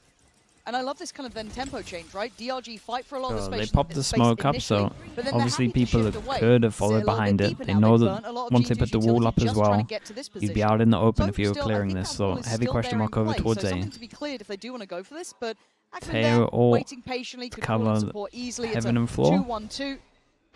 Really not going to fight for it, but hey, Teo to Teo. Oh! Bro, what? They can't put a foot wrong. This guy's 12-3. Right now. And I can't believe it looks so easy for DRG up against someone like G2. He's playing so good. Leaf's low on this one as well. The saturate's incredible. Through those motions, but now they got to try and hold on to this side with only 3 players here. Demon 1 opens the door, creates pressure behind. This guy is 15-3 and he's got another ult. Gameplay. He is absolutely on fire, Lauren. He might be the best player in the world right now. I mean, DRG are just so good at investing their util at the right moment. G2 aren't being given kills ahead of the plant. They're struggling to even scratch the surface. Ooh, with the stun. Stun, flash, double dash in. This was meant to be redemption for G2 after a shaky first series that most of us chalked up. Look at it. Look It's at getting it. exciting. Okay, we got 5 stingers on this one. And they have no answer to it. They got great ults on defense again. Feels like DRG And dude, they lose 2 rounds in a row where they use their ults as well. I think every round where G2's used ults, they've lost. Their damn shots, Z1 gonna back away from this. Already an earlier clear and a faster pace. Yeah, Stingers here, you know, G2 are almost going to run it down at this site. Just to try and swing the pendulum back in their favor. No, Demon 1 able to get away. Doesn't give his life away either. Okay, they're going to take some space. I'm going to flash over towards heaven. There's 3 here. Instant call is to flash back and stun on top. It wasn't even a bad idea for DRG, to be honest. I think they just lost Jules. Maybe the first guy didn't swing wide enough, but I don't know, it kind of looks like he did. It's still just sitting back on these Stingers now. Not much damage done. Oh, whoa, does that say that? Unconfirmed, but still, it's there. G2. Time going to be a factor now as well, though, so yeah, probably just looking for exits at this point. Hello. You almost want them to hold on to these Stingers. Yeah, I mean, they were the original Stinger merchants, right? So, Flex is doing more. Yeah, I mean, it doesn't a lot really of gun matter upgrades in this one as well. Made, The right? ult is offset that retake. Take yeah, a fight the ult's not great. into those back lines. Well, first real Let's see, did they actually mess up on this or not? Flash goes in. G2. It doesn't really catch DRG off guard. Like I said, D1's Not out too much. Spacing could be slightly better. A couple of favourable engagements here That's with the about Stingers. it. He maybe went a bit too early. Some of these rifles should have outdone, but 15-4. Yeah. In the opening 10. It's a performance. It is. It was nice from G2. Like, I think with the ults they kind of realized that they had to take some space, otherwise they'd sit back and get wrecked. But it's a team so they decided to take some space. Actually, normally we've seen that kind of start from Spirit Z1 over towards Mount. This time, DRG are loving what's going on right now, though. Every single time over towards A, no joke, all they have to do is open the door and it creates pressure here. They haven't even had to use util. Beginning of the round, they're saving their stun. And they're still getting A control. Or at least A pressure. Oh, yeah. They're so brave. Again, the only real opportunity G2 have had a clean opening duel. Yeah, but they're being herded right back into Demon 1 here. Sitting pretty comfortable. Has support towards, Blue Room if he needs it. I guess they got Jonah P's ult, which is kind of nice if they need to be more secure in this. One inserted over towards C. Re-clear over towards A. 40 I'm seconds. scared that they've still got this man to clear. You get about that 40-second mark, you got to start committing. Two-person fake. That's fine. Spikes. Big fade. fake. Or Big fake. Viper's actually trying to sell the fake and then they hit over towards C. I mean, look at the minimap. They've owned it. Even the breach shorts out of them. Holy, they completely wrecked them, man. But key difference here being some util and actually the Rolling Thunder on top of that invested towards holding down A. Yeah, this is a really nice round adaptation from G2. The fake almost testing the resolve. They got none of those good ults for the retake anymore, and G2 have taken a lot of space over towards heaven. A little bit, but not a great deal. Nowhere near the previous amounts they've had to work with, and they've got Jaw on this deeper line. Gonna cost him a little bit to push him back. Slow and steady, but this time again, a little bit further Arm detached. for Back towards Mound. I'm looking at who's coming on this flank, though. Ackerman again, slow and steady. Herding them It's a closer. really And now the late pressure's luck starting from to be applied him. on the sides, so This the might eyes get work drawn out. away How many's from going to this. get? This could be absolutely everything. Brilliant on one, but gets denied on the follow-up. Surety one, though. No, In the they didn't meantime, check taking the that corners. space away. Jaw still on the site. Takes down the brawl. Nick again still. It's a shame holding because this the for Omen time. didn't Is smoke running before he low, went and down so as is- well. Oh, he has no time, but I don't great think he's shot. got this one. He absolutely doesn't, but it was pretty close. Leaf in dude, the I think they end, should have won keeping this it as well, to be cool honest. just long That enough. the late flank over towards C was Timing of pretty these cool. smokes dropping is the only reason DRG can't catch a half diffuser. I mean, one of those situations where just a little too much to think about with 2 or 3 players from G2 on your screen, but that was quick. credit to That Leaf, one. yeah, on Yeah. the trade here to eliminate the threat in the back lines. G2, oh, they really owned it with the over Right rotate. down to the wire for G2 to convert a buy round post plant. The fake with the fade ult worked. Probably the best we've ever seen. There was no one like to the left of this line to rotate to C. DRG investing all that util they've been very frugal with on that fake pump towards A, but I like that from this guy is a treat to watch, but where are you heading back to? Valen actually backing away from the fight, and so How many is first Nick. kills this guy DRG got? and the boys kind of 5? resetting a little, but that A site is open. See now, well, do have the Aura ultimate as well, so It's a great reposition from him as well. It's a shame. Sorry, Mali. I think Leaf was on top of it. Sorry, as soon as he got the sound cue, I was watching him. He was looking up. Key factor back 1, the 2, team, but Sprucey one gonna spot out the first. 3. You can see that kind They of haven't spotted tailor-made Omen. execution, setting up Demon 1 to take down Leaf. But I think Omen flashed, Caught right? No man's land. But can the professor be the one to teach him a lesson this time around? He certainly can. There's That's the for man sure you're a waiting nut shot for. on that one. The backbone Leaf of the did really team good to get that sometimes, kill. but does very To well kinda kick again, that one starting off. to close that gap up now at 5-6. what a beautiful contrast towards the end of this first half. G2 now winning out in terms of the war of attrition in some of these. One enemy remaining. DRG just looks so lethal in some of these I do that retakes. shit every day. I do that shit every day. All right, operator in play. That's Jaw with that. Got the ult too. Still On the other think side, the money's this is fine. quite a He's lot starting to wait, considering right? DRG's He's locked in comp. for so long, it felt like. But Even then, it's still rifles. maybe they got some Guardian other and stuff. Who Bulldog. knows? Further aggression outside B, but this time Wow, around, he committed Duke so has deep strength. on this one, and They're Trent doing didn't even well. These opening picks, Trent sorry, didn't even think that would be previous two, happening. They pivot away from this opening Committed engagement. towards They here, know so we could G2 see are the trying to jump find around the this corner. timing. Absolutely bang on. They're going to get the site though. G2 going to plant the flag towards this, pop the ult on top, secure the plant, put up the barriers. Okay, they got to go all the way around on open door. Well, they're playing on site as well. They're not Let's even see how playing they deep handle this downstream. one. Finally pulling a player back. But This they is were pretty nice from posted up on G2. this. Jorgamo That opens demon door, line takes the controlled TP out. by Jaw though. Takes away the headhunter on the other side, Yeah, and now he down covers to the door really 4v4. well, so now What they do can just have play to over play towards with? site. G2 shifting back towards tree. The paranoia only catching one.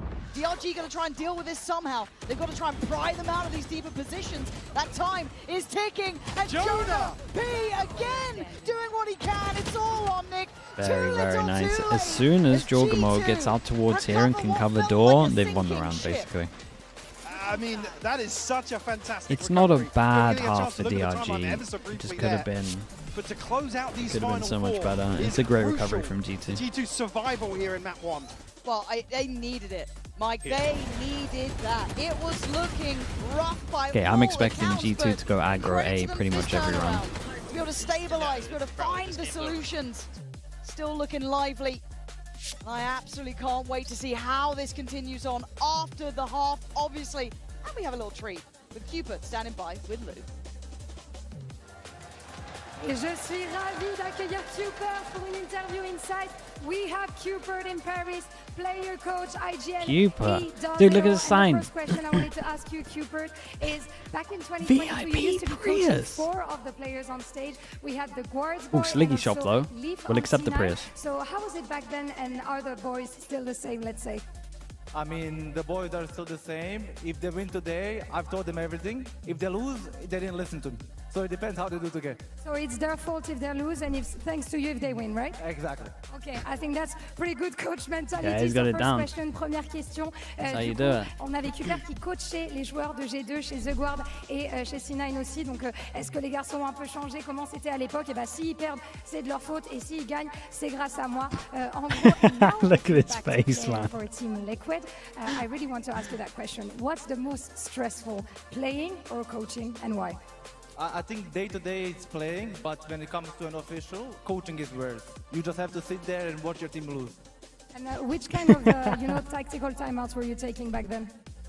I didn't do much. Okay, fair enough. I think that's pretty solid answer already. Donc, qu'est-ce qui est le plus stressant entre coach et forcément jouer? Bah, il dit au quotidien, c'est peut-être jouer, mais comme ça, dans ces situations-là, en official, on est obligé de s'asseoir, d'attendre un petit peu. Donc, je dirais que c'est quand même coacher. Thank you very much, Keeper. Pleasure to have you here. And now, let's see who handled the stress better between G2 and DRG. That's funny. VIP Prius. Come on now. Yeah. Come on now. Foul work. After this performance, no. But Coinbase Econ report here. Just going Yeah, we won't be doing that anytime soon. That's for sure. Mike, does feel like Prius might have got to that sign. Just be thoroughly impressed with Aikman, right? This guy had such a belting first half. Yeah. Again, setting the Keeper, tone yeah, so Keeper early did on. great. And again, forcing G2, like I said, into these spread very thin, slow defaults. How much did we pay him? Not enough, man. Not enough. Any aggression, because DRG were kind of, they were mastering the tempo perfectly. Like I said, where G2 weren't able to make them sweat. Yes, you can force Dex Trayton, thanks so much for the prime. Thanks for the 4 months. Bacon, I saw it earlier as well. I gave it a like. In terms of these post Am I meant to comment on that stuff? Probably. Again, on top of that, when you have a waylay, Like's pretty big these days, though. Rampant in some of these rounds. Look, the waylay after the buff looks so good as well. It makes sense. Hopefully you saw that shot call, Pip, there, because I didn't. Now, at this point, Aikman is going to be the one with the Sheriff. So eyes a little on him. On the other side, Frenzy there with Jaw. A couple of ghosts to round it out, but now we get to see how this looks on the attack inside. Again, coming in with that double duelist. Maybe a new problem for G2 to solve. But they learned well. They learned fast. Those last Lose 4 A rounds, control. absolutely Drone brought this all game the way back through within over touching towards C, and they get the early rotate. So I said they were almost just one buy round away from that spiraling out of control. Yeah, it might sound stupid to say that with the deficit they were at, but it was the sting around that really put them back on the map. It's a 5v5 retake. Look how much util G2 has, though. Where's the flash? Where's Demon 1 putting his flash? You got a big flash for your team right here, mate. Where you putting it? DRG just itching to get further and further. Now's the time, isn't it? Smoke's starting to be invested, util coming in, but a bit of stall coming out from the utility from Nick. So trying to slow this down and maybe divide them. And flexing, just standing guard. Back-to-back damage, but a fight back from Lee. Big work from him to create space on the site. And Aikman, though, is the danger It's the man. 2 He raid has been the bosses, whole though. time. Jonah Here we B's go. still He alive. saved the flash for this No moment. util, just weapon in hand. Up against Demon 1. Can he play it just right? Jonah B! Ooh. Don't test him on this side. It's Ooh. been his all along, and it may look close, but he's got it all day long. Red Bull clutch Okay, here. 1-1 on the pistols. Continuing that momentum from a string of 4 to come back here. Cupid, how was the sign looking? It was looking incredible. It looked incredible. As soon as Thank you. basically Thank you for the shout out. Thank you for the promo, mate. We like that. You gotta be quicker than that. I'm an insurance company. Come on. And a 3K of his own. It's huge. Demon 1 to find one of the first half for the pistol. Yeah. But a clutch here for Jonah P. And look, I said it, I wanted more from Jonah P, a little more from Jaw, but we're definitely getting from Jonah P here. If we get a couple more like that, I'm all aboard. Getting back on. Oh, man. How many, chat? How many? I'm going 2. What's this then? Flee, flee, flee, flee! good. Devastating for DRG. And Valen just kind of closing Well, down the nice account. and easy. Simple I can't stuff, type really. 3 after it's happened. G2 not breaking a I need you guys sweat. quicker. If they even need it. Confidence builders. Farm here in round 2. Spike down. Nightmare stuff. boys. Woo! Nate said, I'm getting 3. I'm getting 3. He called it before. Certainly a little more energetic now. Damn, he said 3. Yeah, it's starting to look a little bit more like the G2 we've heard about, right? This Baby Bay theoried G2. The don't worry, we're No one fine, times got out this. this early on. Sure, right? Huh? Well, DRG actually calling this timeout, but a chance to check in with Baby Bay. Wait, really? Yeah, I guess good vibes, guys. Yeah, I can't imagine there's an awful lot to talk about now. Whoa. But for DRG, different timeout For your to the first buy half. round. Yeah, I bet. Obviously, I for mean, DRG, normally you though, have it's- something they planned need to for your break first back, buy 'cause round. Now, technically, it's been what? How many in a row?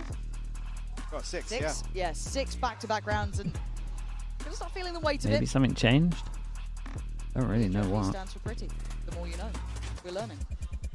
Something mental? Yeah, must have been. Yeah. I can't imagine it's anything tactical. Not a good Hard judge hitting for it, analysis. Huh? Not a good judge for it, but Well, the crowd getting a little lively. I mean, it's a close game, but I do need to see an answer back here from DRG. Is it going to be one of those had a chance and then kind of let it slip away? That's what we're going to find out now. Need to make an impact here, but G2 with stingers. yeah, Leaf holding on to the judge as well and actually rotating towards where the heavier 4% aggro for G2. We did say they try and do this a lot, but this one looks like a trap more than them going aggro. After that round 2. G2 looking a little naughty. Demon 1's locked Getting in. interested, getting invested, but Demon 1 actually That's able to nice split cover ahead from of him. this almost. Can he get Through another? Demon towards the wall on Rubble. Gonna see Jonah P calls it out of flexing. This has been well handled. Yeah. I thought there could have been a bit more danger to that, but actually they Balance navigated game. it well. Uh-oh. Oh, he's not. Uh-oh. Weird by that. No. Uh-oh. It's a stinger though, so do they like still 2 check max, it? right? Oh, Okay. Wow. Valen has to commit to 1, yeah. With a stinger there, there's no chance of him collecting 3, potentially 4. Yeah. But what But can how Leaf do? about this? How about a judge? Oh no. Feel. But this is 2 Place max on as these well. corners. You don't have prowlers. You know, my Okay. God. Okay, it's fine. It's Very, fine. very Everything's nice in the fine. end. I wasn't nervous. Got some regen armors as well, and Making it past the bonus, wait, he still ran out of his smiles on regen their armor. side. What was that? Actually kind of thought Demon won the first kill onto Trent. He really used up his regen armor the whole time in this round. There's no way. I mean, he went for the right target, right? You leave the one who's He picked took up that many the orb jewels. anyway, but damn, he was quick. I said there's just no way, unless you can retrieve one of his weapons, but there's even just then. no way stringing anything else together. But four left standing. DRG. Odin Coming out. out of the timeout. Where's Jonah P sitting with that? Okay, towards 3. Fair play. DRG eyeing up this C site very quickly. It is only Leaf here on his own, and there was longer rotations. Now they could be there. So just the early glance and early show of force. Or maybe some commitment behind this, though. Whether or not there's any deterrent. I mean, drawing out the snake bite very early on. Yeah, I guess we're at what? 1 minute 15. There's a paranoia, so it is go time. Trent on the fallback, as is Leaf. Jaw now wants to get towards sight. Ackerman already going to be taking the space, but does he expect the fight? He spots out Leaf. Ackerman's been chomping at that bit, man. He wants in. Much as you around now in this second half. Considering the Dude, first. please flex and use your smoke. Down the kill. No, I thought he was dead. With smoke, gives them a lot of space over towards sight, but then you got the choke point here where they commit and you can be on top. Is that the whole theory? No one on Mound Jet. Demon One's having a look back just in case someone might be closing the gap. You're like But now, committed flexing. here. It's a weird way of playing On it. top of box.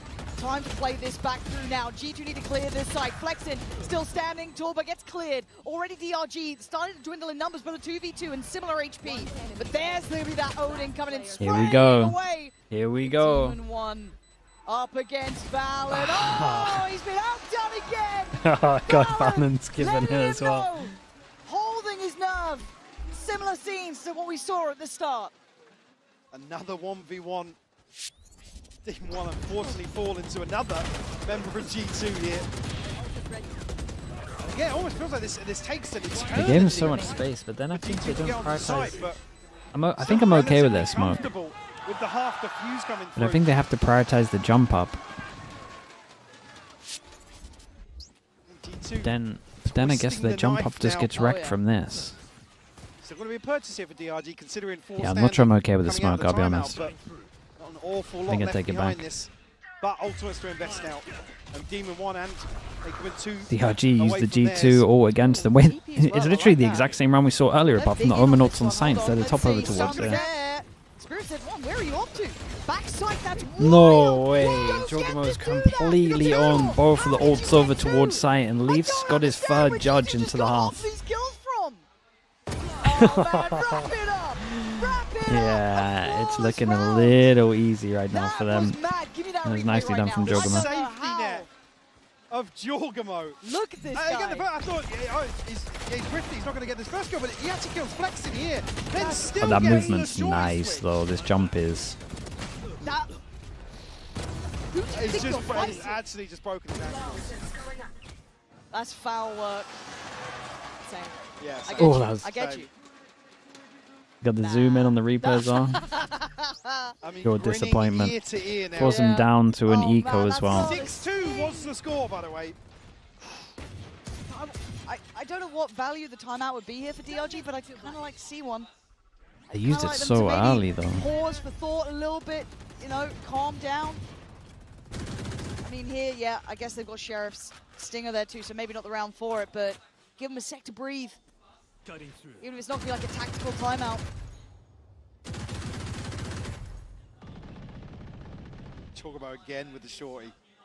Dude, look at the chip damage already though. 29-77. We get away here. Flexing has taken. How many bullets we got? 130. See Jonah Pete on the spam here. Oh, gun.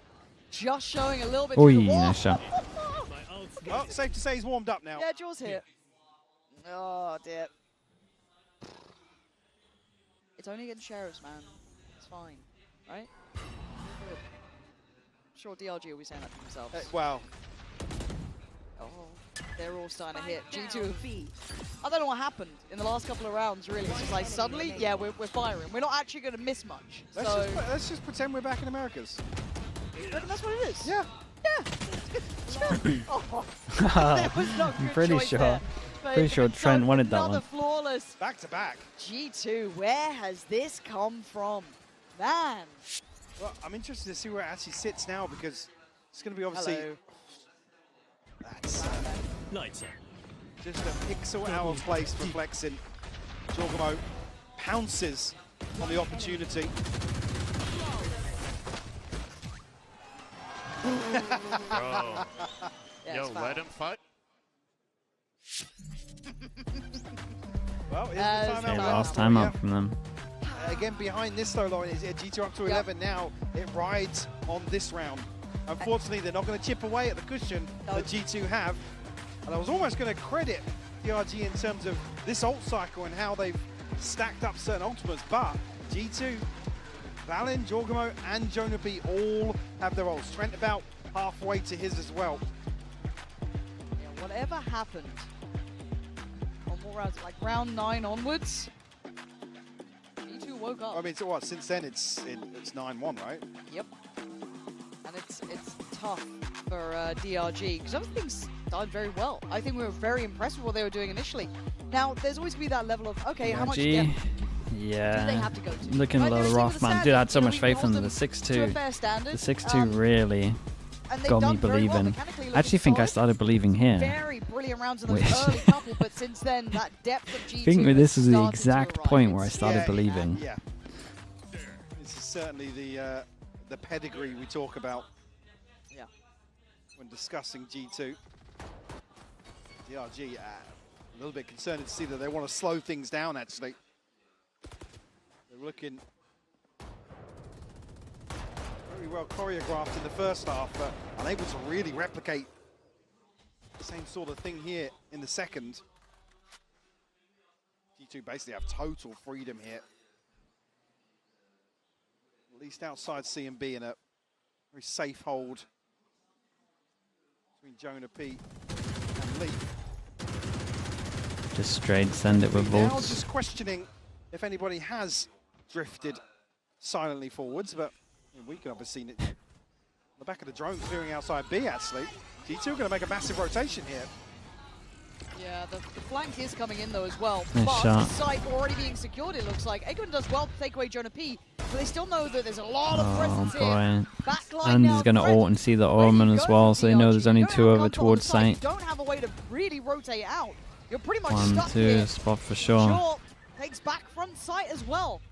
Flexin trying to stay alive by the smoke, but the DRG, they're living and dying basically. Well, Flexin was actually spotted on the way past from Jorgamo, so he knows that they have this contingency. Gugamo's had a great half, by the way. It's pretty work from Jaw.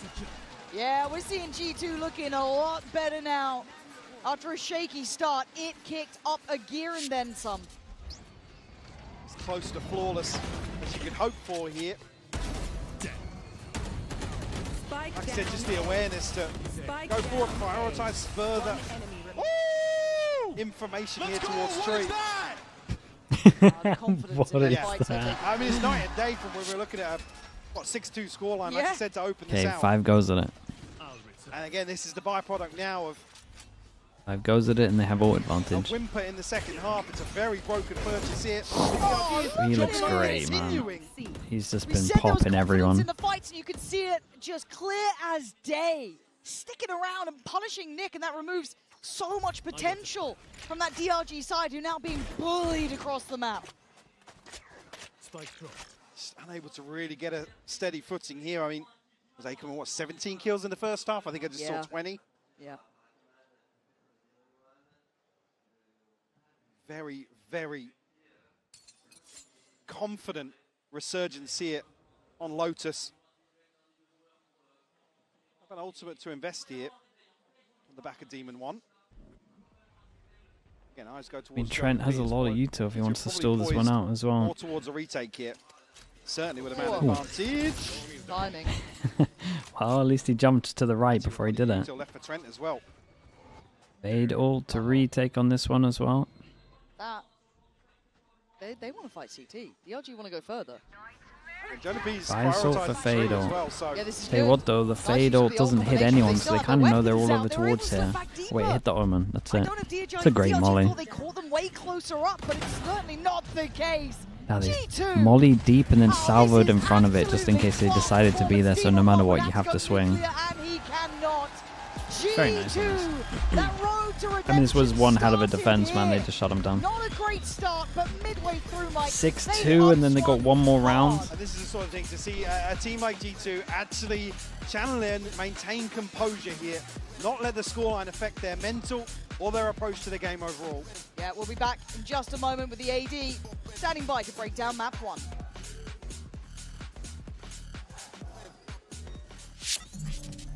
Get his ass, boys! Woo!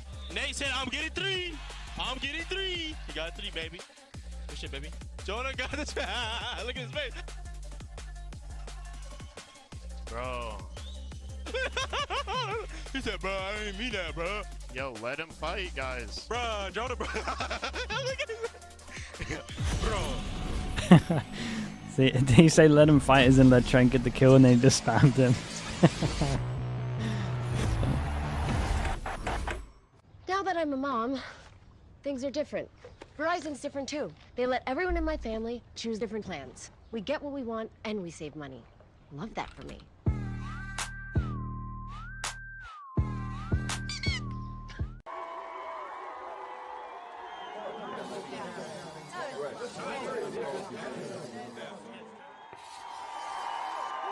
Okay, chat, we'll be back in a little bit. Red Bull gives you What is the next map? wings. Abyss. Esports World Cup. Okay. Where we are starting off with Valorant. If you want to win, you have to win against the best. So Is China regress the progression? Nah, the meta's a little bit harder. It relies more on macro and just understanding certain comps. And I think as well, ELG being the main standout team, losing Simon lost a lot. And then obviously the meta's not good for them heavy Yoru. So it's a mix of all of that, really. Finally, we won. Finally. Yeah, we'll be back in a little bit.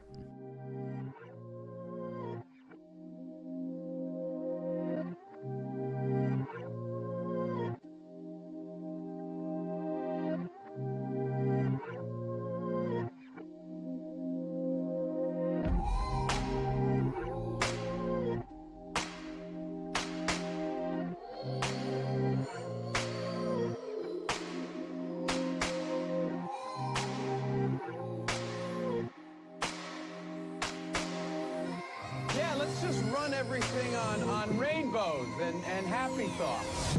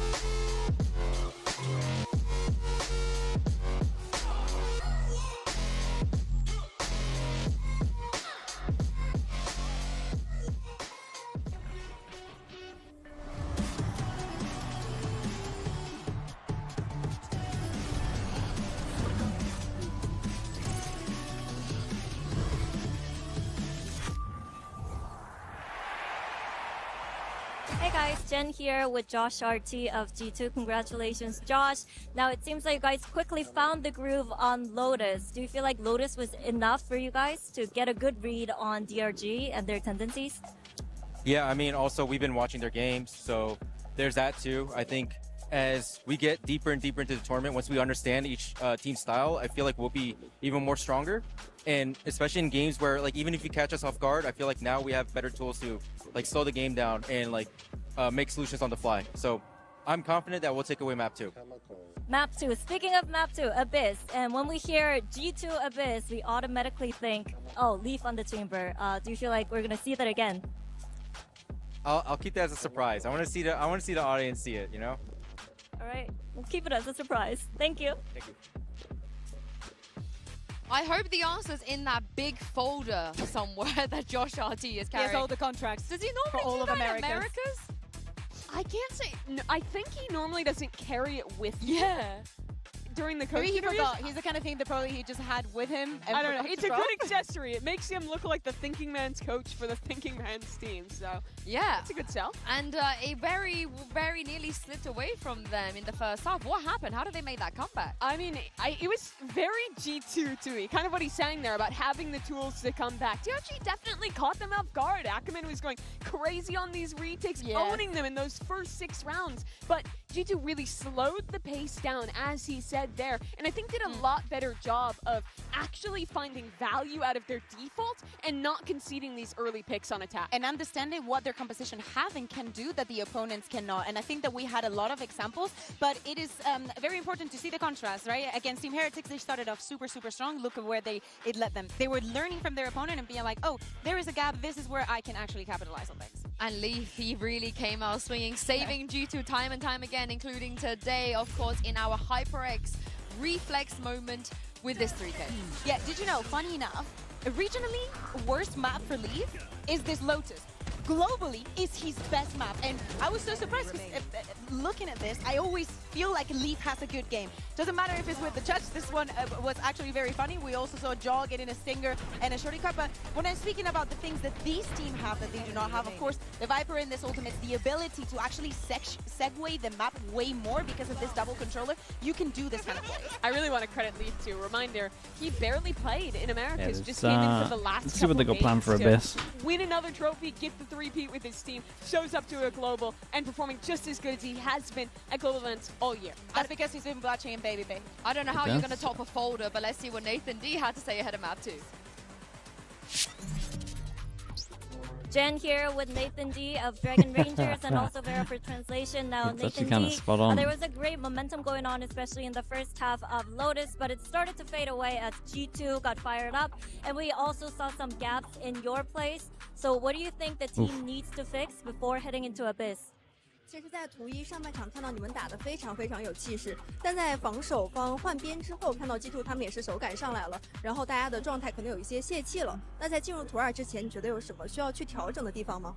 我觉得最主要是我们其实上来的交流跟一些配合都做得挺好的，然后可能逐渐后面我们一些进入下包过后的那些道具反道具没有做得很好，交流可能站位有点乱，导致我们没有一些很舒服的枪位，然后被人家就是逐步道具覆盖了。 Actually, I'm pretty satisfied with the momentum of our first map, all the communication stuff and all the coordinations. But what we need to fix is absolutely our post-plan strats and some of the positioning and our utility coverage. Okay, well, thank you so much and best of luck on Abyss. He might be the anti-Pips. When someone uses an Omen flash early. Right? But he is right. This was me when I was watching DRX on Lotus, man. Macro was tilting me. They just cannot finish the round. They lose clutches. And this is 2 games in a row now that they're doing this to themselves. I just want to see them close out just one map. Been quite a few. There's actually been quite a few this event. You really have to note the gap in the way that teams are playing the man-up Can confirm I was like that with you in 2021 as well. That's crazy. Very calm and collected in those moments. But here's the agent select. Okay, that is a deadlock for Leaf. There's no Whoa. Okay, so they go for a deadlock. So Deadlock Teo, Astra. I mean, after Ponytail's nuts. Solo Yoru. Should it be hard to get over towards sites? Probably. On defense, this will be a much less aggressive G2. In the past, they're a team with the Chamber who always contested into main. Here, they'll look to play more around Leaf's Even one Cypher. And maybe set They got the Yoru Waylay. elsewhere on the map. Really interested to see what Leaf can do piloting that agent. And this is where things are going to get so dangerous because DRG are 1 map away from being eliminated and having to play Ascension. Pansy and Hypog, this is all about if they can overcome the pressure. Yeah, the pressure is certainly on, and the form that G2 just started to hit in that late stage of map 1, Mike, is scary. It's got to be absolutely terrifying with what's at stake here for DRG.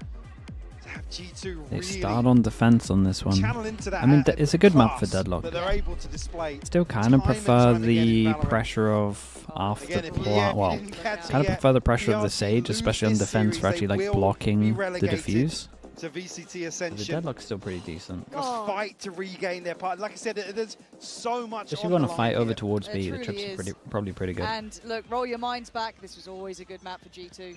Historically, one of the teams we ended up as a 1-1 in the end for the first map. We got G2 on defense, we got DRG on attack. I believe Sentinels domestically, but yeah, always demonstrating capabilities here. Walk up. First time we see a frenzy kind of. With the recall here. Oh boy. It's fine. It's fine. He had us. He always had We've us. had some casualties, man.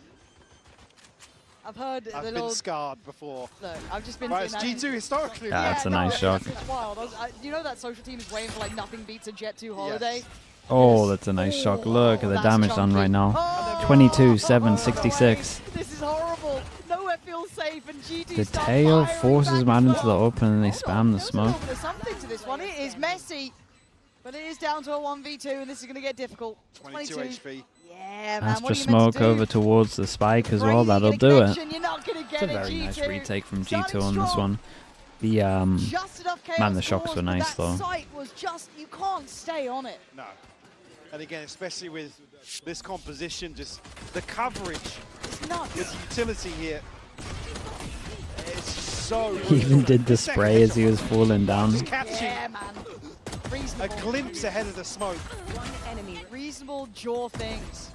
Just Unfortunately, yeah, that's Ackerman had found the first there with a spam. Yeah. Oh, you kind of wanted to see them get the ball rolling early, because they've certainly been, without Three pass and aggro, And how it TP ended. on heaven. You know, that downpour of rounds on them was, oh, it's carrying on. There we go. Yeah, he's not backing up. No, Jaw is kind of feeling this one, and he's been played in further. The paranoia will not dissuade this positioning. Yeah, this man is going to have an absolute game, and G2's confidence just growing here. He's going to get punished, but sadly at this P point committed. you are feeling this one's almost wrapped I wonder up what the with comms are bow. like of Jorgamo getting out of there. Surely they were good. That weapon either. It's on the back Looked side like of he the kind of smoke thought he here. might still be there. Come on, Demon One. Show us something through mid here. Oh. Well, No thrown fun. something instead. Leafs closing in. He's just toying with his food. The eventual death is coming. Oh, he saw him. Oh. Good camera check. Hold up. Have a seat. Oh! Have a shot flex in. All right, hold on. That's a big weapon recovered. Yeah. We're in a 2v2. Well, Sheriff and the Bulldog certainly doable now. 14 seconds on the smoke, though, but still, we know that they've got free access to this site. Valen on a stinger as well. You're not going to see him necessarily commit to this unless he can catch a timing, but he's going to miss it from window.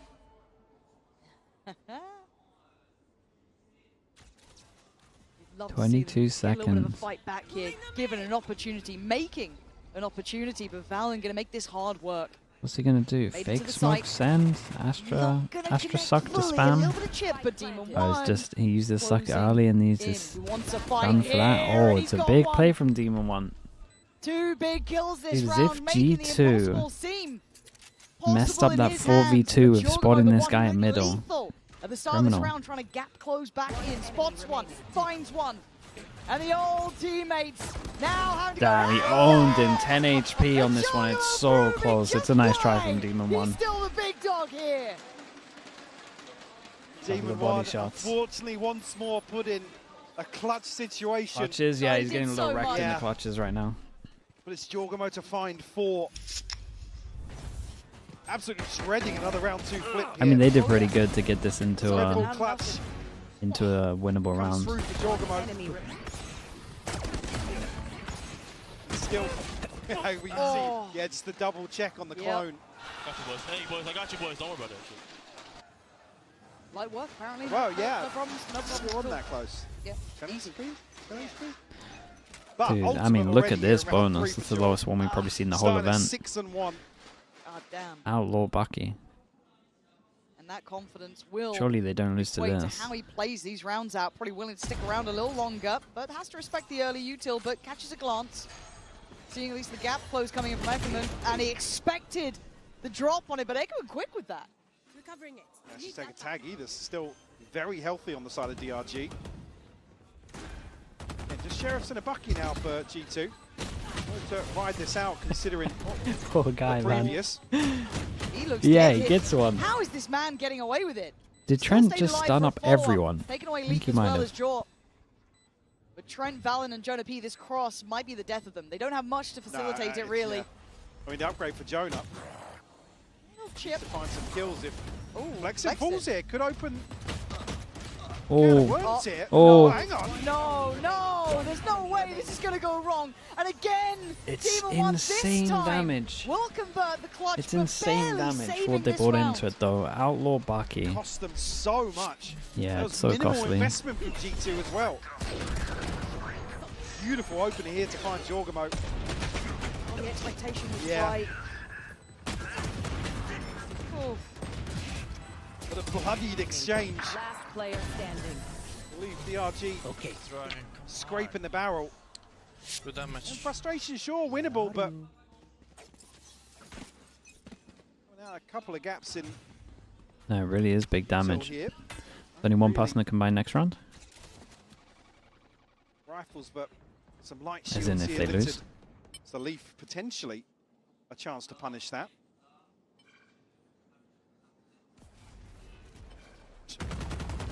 This orb never feels good. No, but it has been collected. They can take the tour around. Don't have to be in a massive hurry.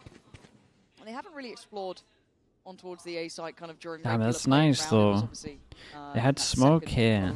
Jorgamo has his TP. His TP's about to run out, so he jump peeks all of this and he clears the question mark over towards B. They can keep the heavier stack over towards A. Could have cracked that open towards middle, but safe play in the end from Jonah P, shifting back a little bit deeper. And now he's just holding this line the whole time. So the Astra can even get some stars down to help them. Should be potentially opened up here, but doesn't look like it will connect. Oh, the timing on that. Slowing them right down, but actually still going to be going for this one. Spots out at least one on CT. But they're really fighting on the space. Spirit Z1 does well, but there's the instantaneous answer. Smoked off towards heaven, the plant could be in play. Demon 1 a mile away. Dude, they were just not... Just not on top of Jorgamo and not even moving on this one. He did pretty good. Spike did commit with the Omen ult. Oh no, this has gone terribly wrong. And then we're lurking all the way through here. We got 10 seconds on this one. Buys his time though, doesn't go on his own, waits for the support. Flexen has to stay alive. He has to buy time. And he's trying to, but that smoke's not giving him too much cover. Dude, as soon as they get into the spike, that's pretty much it. Does they have a star down? I think Valen popped the smoke, but I didn't fully see it. Nah, no smoke on this. I mean, this is all down to Jorgamo, really. Just no rotate on this one. Stays so strong over towards side. I just wasn't expecting him here. Jorgamo with the flash, he's like, I'm not going to commit just yet. Conscious. Mad respect for not rotating on this one. They're pretty much on the site. Fast TP, Demon 1 unfortunately just caught completely off guard. Boys, let's go, boys. Even then, it's so rough to find a plant that's he's playing great, man. Lurk, favorable to the rotation coming back through spawn. So well handled by G2. Oh man, DRG put right back down to Sheriffs. The other side, an opportunity to grow the wealth, get a little bit more behind them. He even did good like before this as well to kind of clear the question mark here. They're looking towards potentially Jonah P and Leaf in this round. Valen does have the divide. Same thing again. Bit of pressure over towards here. He has his TP and he jumps across to get vision and clears the question mark again. Drone goes out over towards A, spots nothing here as well. They put the wall down, so they're kind of expecting him at middle right now. They cleared this and this. It's at the minute mark. It's really going to eat into the options of the RG. Have to deal with it to maybe allow themselves some breathing room. It's so tanky. On the other side, try to take a glance. I don't know if he spotted anyone, to be fair, and it doesn't look like it. Recon over towards middle, and they broke the wall. This causes a rotate out. There's a clone to help Valen, but that's it. They're basically just playing fully off the site. Valen go forwards, look for something. I don't know if he spotted too much here. I think the smoke's still just averting their gaze. Nice pop flash, but brilliant positioning from Valen. Nice shots though. Well got info on the second guy peeking back a site as well. Making this site hold very tough now. Oh. Flexen trying to go for this. Trent's already caught Nick though. They're running thin on the site. G2 all too aware of what they would have wanted. They're really on top of them right now. Now becoming a bit too obvious. I mean, DRG even did pretty good in terms of like hitting the weak site on this. Maybe with different guns they could have won this. Dropped the site, so that rifle's unretrievable. Even with a TP, a bold attempt. Unable to really crack through. And I'd like to see DRG potentially explore a little bit towards middle, try and punish a bit more in that actively, rather than just a very passive lurk. Get maybe a little bit more involved in that, set that tempo a touch. Timeout called quite early this time for DRG, however. We didn't see this so much in map 1, but happy to see them check in here. You don't want to let this game get away from them. Some very possible rounds. They had a really confident response from one of their timeouts, so he come out and really caught G2 off guard, but G2. I mean, the comp's pretty good at getting information on the signs. Teo drone. You got Sova drone mainly for middles. How they're using it, just with how long middle is, makes a lot of sense. And the fact that the drone can just see long range. They got recon, and then they got deadlock wall as well. And they got a Yoru to make sure they can TP off of the actual information given. It's a nice comp for them. And then on attack, it should struggle a little bit on attack just because of the solo Yoru. But it still probably is going to be pretty good at just spamming B hits. Because where do you stand on B? We're trying to invest Demon 1 so heavily into these lurks. Yeah. And they could probably just have, like, if you went here and they had a salvo on the edge of that and on the edge of that, your TP like this is just safe. Unless they're playing close. So I'd like to see a bit more pressure towards middle. Yeah. Obviously, that is quite the obvious I think they'll have a pretty strong B here. It has been absent of hijinks with the tier 1. Thank you so much for the 5 months. Well, yeah. I mean, if you want to continue to commit Demon 1, I don't know. I would have to look at the salvos here. Either way, you could have Astro U2 with it as well. Somewhere on the map. Oops. That's well, first mid take's not looking too good off rip here. Hold on. There's a lot of info though. Don't think you're going to spot Trent there, but you are going to take towards site. Maybe a couple of gaps in the information, but where's he committing to? Demon 1 does very well towards middle. This is much better. An earlier insertion towards it, and a great follow-up fight. Dividing and conquering towards this B site, and the plant now allowed. This is much better tempo from DRG. Now G2 trying to pull up the retake. Guys, just don't lose realized this it's gonna be round. easy, but with Valen doing that, that certainly sets the stage. Well, the divide as well here. And also a chance They got for Leaf Sova to ult. Only one person's playing in front of on it. the back lines of DRG. 2 now in front of the Astro Wall, 3 in front of the Astro Wall. Can't sit behind it, so Leaf gets a punish. Ackerman gone down, Demon 1 still holding the line. Yeah, it's a nice round from Demon 1 though. Huge kill at middle, got the info of his ult as well. Much better tempo on that mid take. Absolutely. Coming out of a timeout once more with a pace change. We'll gather them around.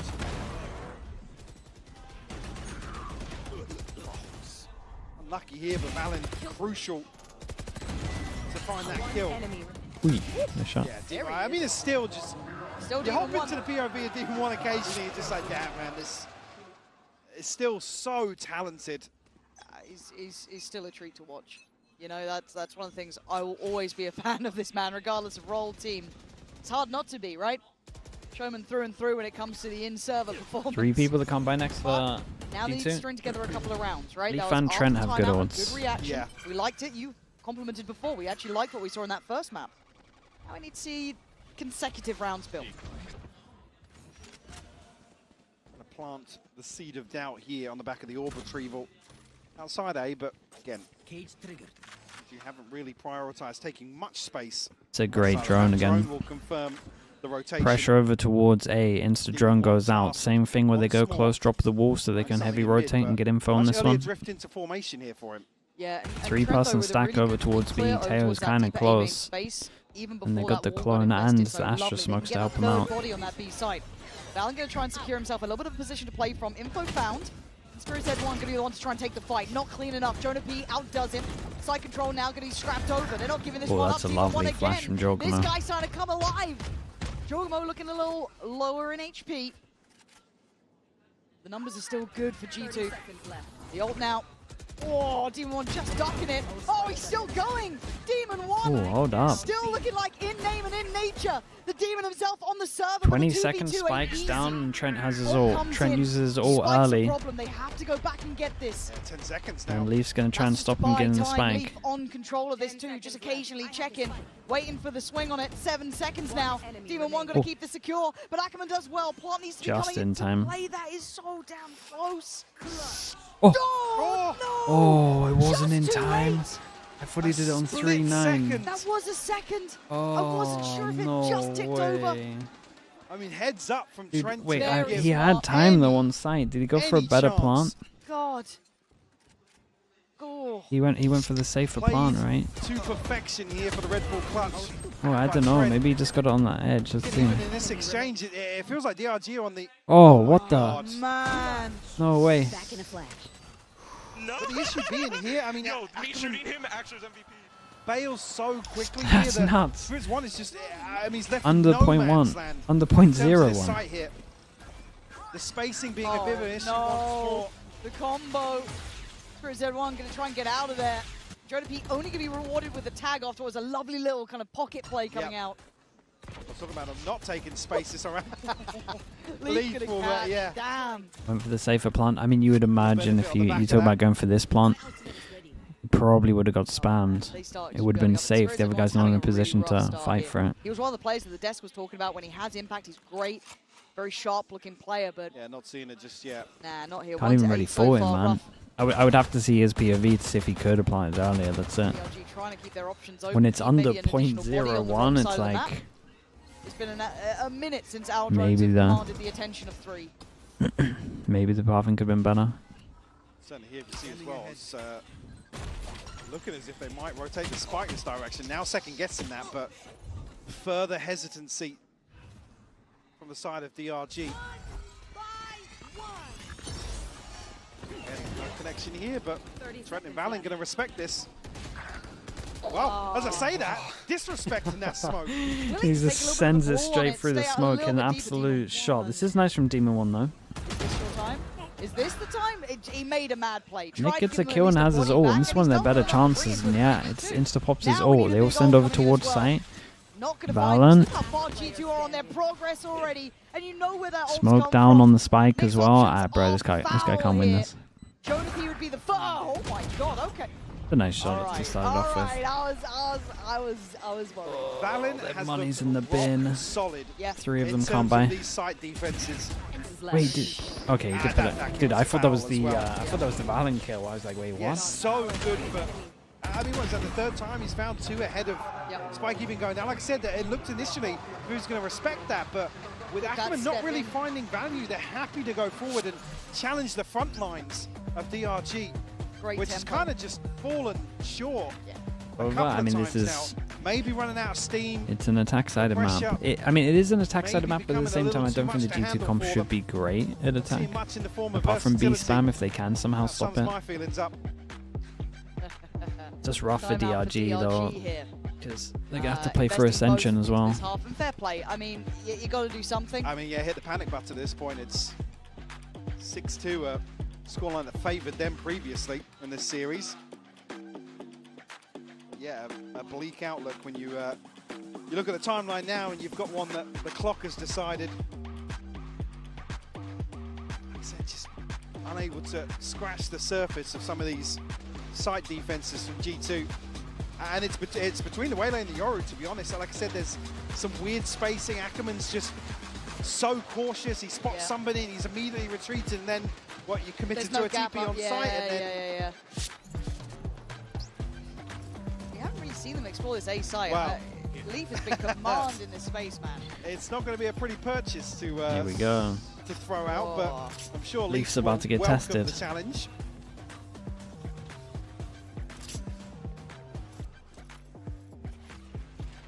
Good. Even that one with the clock just ran out. Him taking that slightly earlier fight on it basically got them that half a second. Come on. He only has that early support as well from Trent up towards Heaven. Didn't get to throw the wall into the mix just yet. Clearing close right, spots nothing. And to make sure they get another Euro into this one. Not going to be pleasant already. Oh, much better. Omen flash over towards Heaven, double dash, similar to what Fnatic wanted to do, just with Omen flash instead of a breach stun.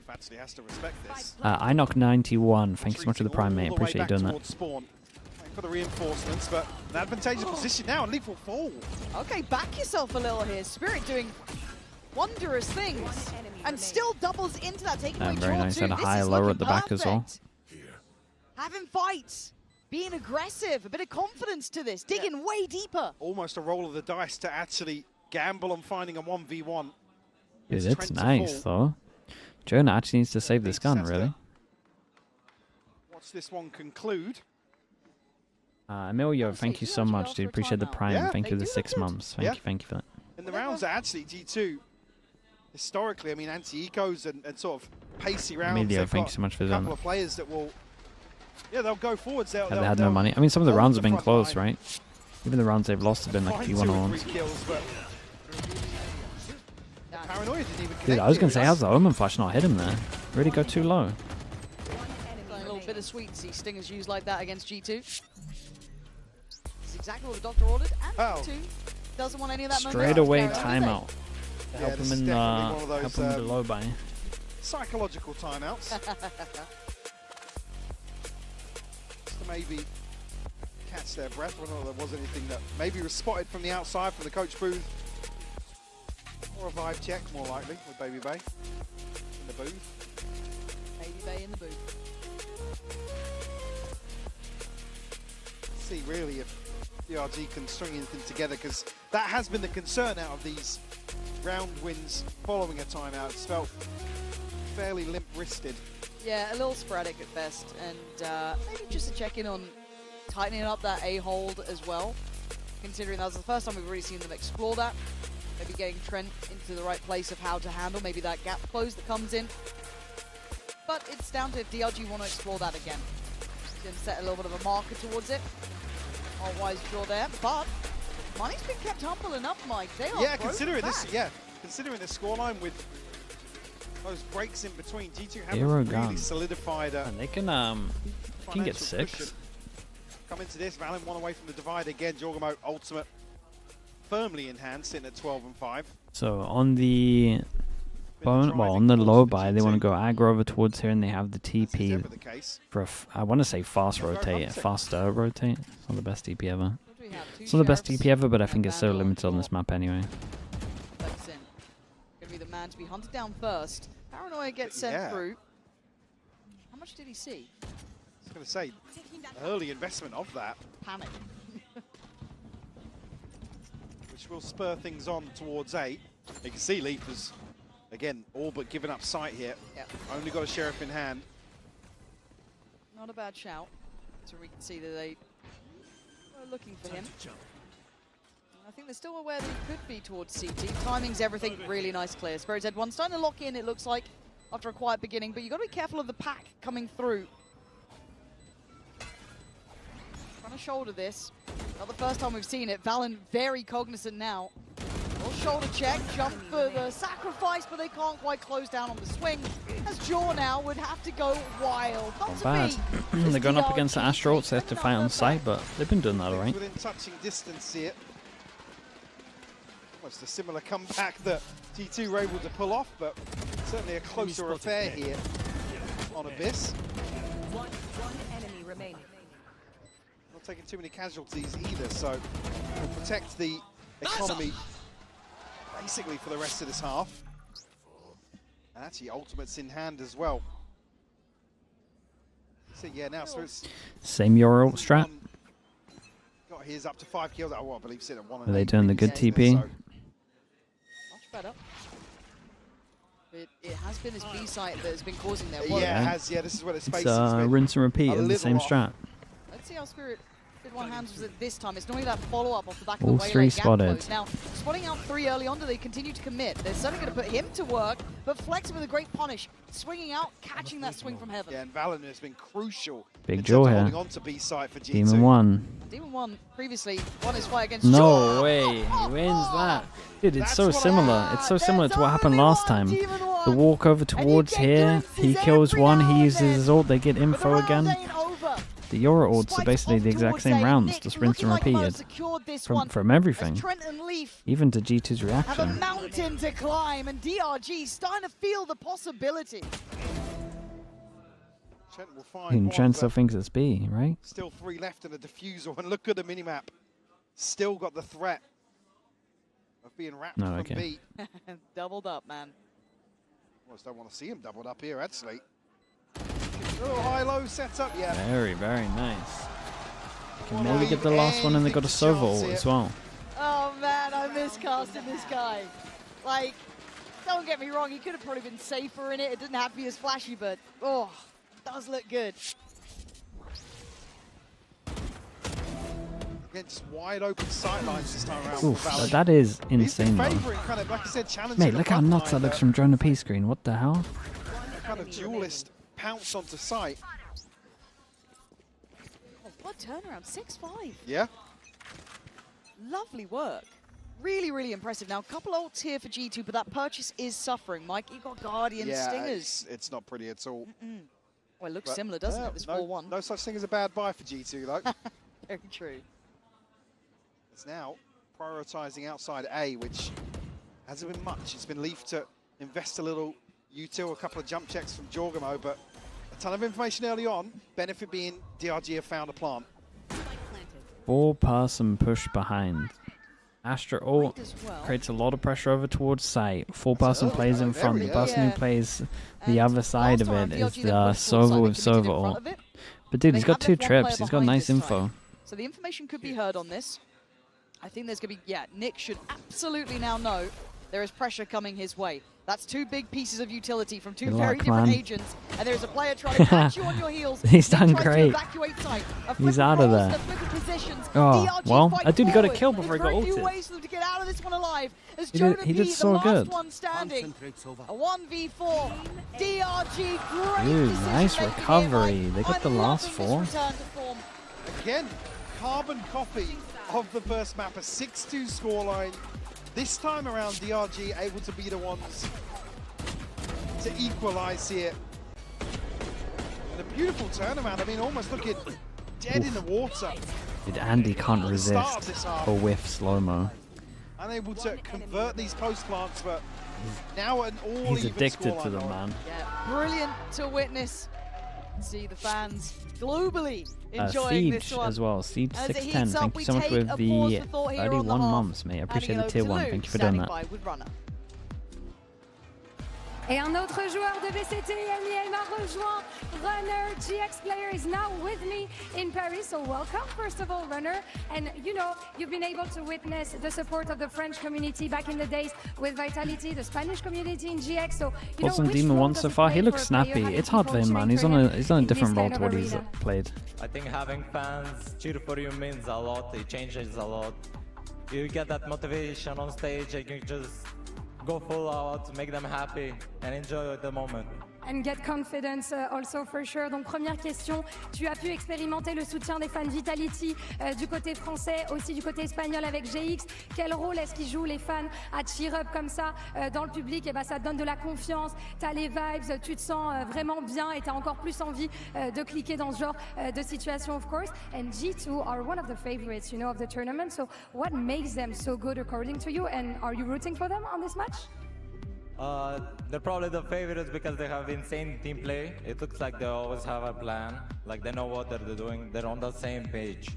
And of course I'm rooting for them. I'm rooting especially for Leaf. Let's go Leaf. Leaf your boy, let's see. Everyone loves Leaf, man. David, thanks so much for the prime. Appreciate it. 27 months. Du tournoi, qu'est-ce qui fait qu'ils sont si forts? Eh ben, ils sont lucides, ils sont toujours sur la même longueur d'onde et ça se voit sur le serveur et aussi en dehors. Et évidemment, je les soutiens et notamment mon gars Leaf. So let's see if he can do good. Thank you very much, Runner. We hope to see you back on stage very soon. And before that, let's see if G2 can take the win on Abyss. Okay, very, very nice. I'm going to do one thing just before the end of today as well. If you want to, dude, Timpy's really far behind. What the hell? We're 15 seconds ahead of him. If you want to, go out of full screen, check down here to see if you have a free Prime sub. You can avoid the ads for the whole of Champs. You might just have one sitting there that you've forgotten about, or support me, support the channel. In some of these rounds, deliver a couple of multi-kills as he's famed. Again, no ads. Oh, yeah. And like I said, there's still, you glance in at a couple of clips of him and it's just like, damn. Off the TMV, yeah. I wish we had him back in the main right, you got it. It'd be fantastic to see. There we go, Ice Master, thank you so much for the prime. I appreciate that. Robin Foot as well. Justice had some real talented players thank you so much for the prime as well. Thank you. Got no ads for you guys. It's Axon as well, no ads. Oh my god, Pineapples. One Jari with the prime. FWDTV and Perez as well. Thank you so much, guys. Appreciate the prime usage. Thank you so much for doing that. Thanks for the support. Again, no ads for the rest of the champs. Right, so let's see how this looks on the other side. G2 historically exceptionally strong on this map. On the first to really get a beat on it. 17IWJSI as well. Thank you so much for this. Then they get over towards the side. They got double smokes for Heaven and they block the fast rotate from spawn. Spot 3 numbers, but now their normal reaction would be to push this, and they can't really push this. So they have to go back and fight. And they end up just fighting into the numbers. And it's a higher lower. The deadlock kind of owned them a little bit. Their own deadlock. I mean, surely not. 13 bullets. Oh, that paranoia could not have been better, though. Quelling some of that aggression. 10 bullets. Sticking around, but these last two... Holy shit, bro. How has he done this? How has he done this? Frenzy, 15 bullets. He hasn't had to reload. That might be one of the craziest 1v4 pistols I think we've ever seen, because he has no right winning this. No business. That is just perfection from Jorgamo for the Red Bull clutch. He's absolutely giving it at the end. Do not test this man. The frenzy's actually back, bro. What the hell was that? I am absolutely lost for words after that. And that is a rare sight. Double sheriff on defense on this one. They got a lot of stingers to make sure they don't get ecoed. This is a stack over towards site though, like everyone's here, and they're committing. But there's a lot of bodies behind here. There's a lot of bodies on this. Still waiting around, but Jonapi and Jaw back in unison, back doing the damage. Flexing desperately tries to two kills, and they got armor out of them as well on one. I think they saved the double bulldog at the end. Chubsy with the prime, thank you so much as well, bro. I appreciate that. Akais27 also, thank you for doing that as well, dude. Appreciate the support from you guys. Over for Trent as well. Crazy into me, not gonna read the whole one. Appreciate the tier 1. Butte, Reich, and Zoe W18, thank you for doing that. Start to the second half. Kimchi as well. And Trash also, thank you so much, guys. Appreciate the prime Unable usage. to really replicate G2's run. Okay, big buy round. Comeback in the first. Probably a must win for DRG, let's be honest. Jorgamo one away from his ultimate already. Just the fact they can dig deeper just keeps impressing me over and over again. DRG, most wrote them out, you know, most didn't see the potential there. And to an extent you can understand the doubt when you have a stand-in, but that all in mind, still bringing a brilliant game here to G2. Making them sweat. Oh, yeah. Vision block, fake TP, bottom and middle, creates pressure at the bottom and middle. G2 to make decisions. So now the sites are super weak because you got this going on. 1-1, and then 2 people have to be watching over towards middle. It's pretty nice from G2. People used to do this a lot at the end of Abyss. Kill trip as well, with no one in a position to spam from the kill trip. It's a bit of a mistake for DRG, and it was part of the reason because of the mid pressure they created. The Demon 1 got pulled away from heaven. With how he steps about this. Angles are lethal, as are the players on the other side. Jaw wants to be a little deeper, sticking around. They take a body with him. First couple of cautious steps being made, but goal of time is now. Jaw gets cleared. A little bit of damage. Everyone playing off site.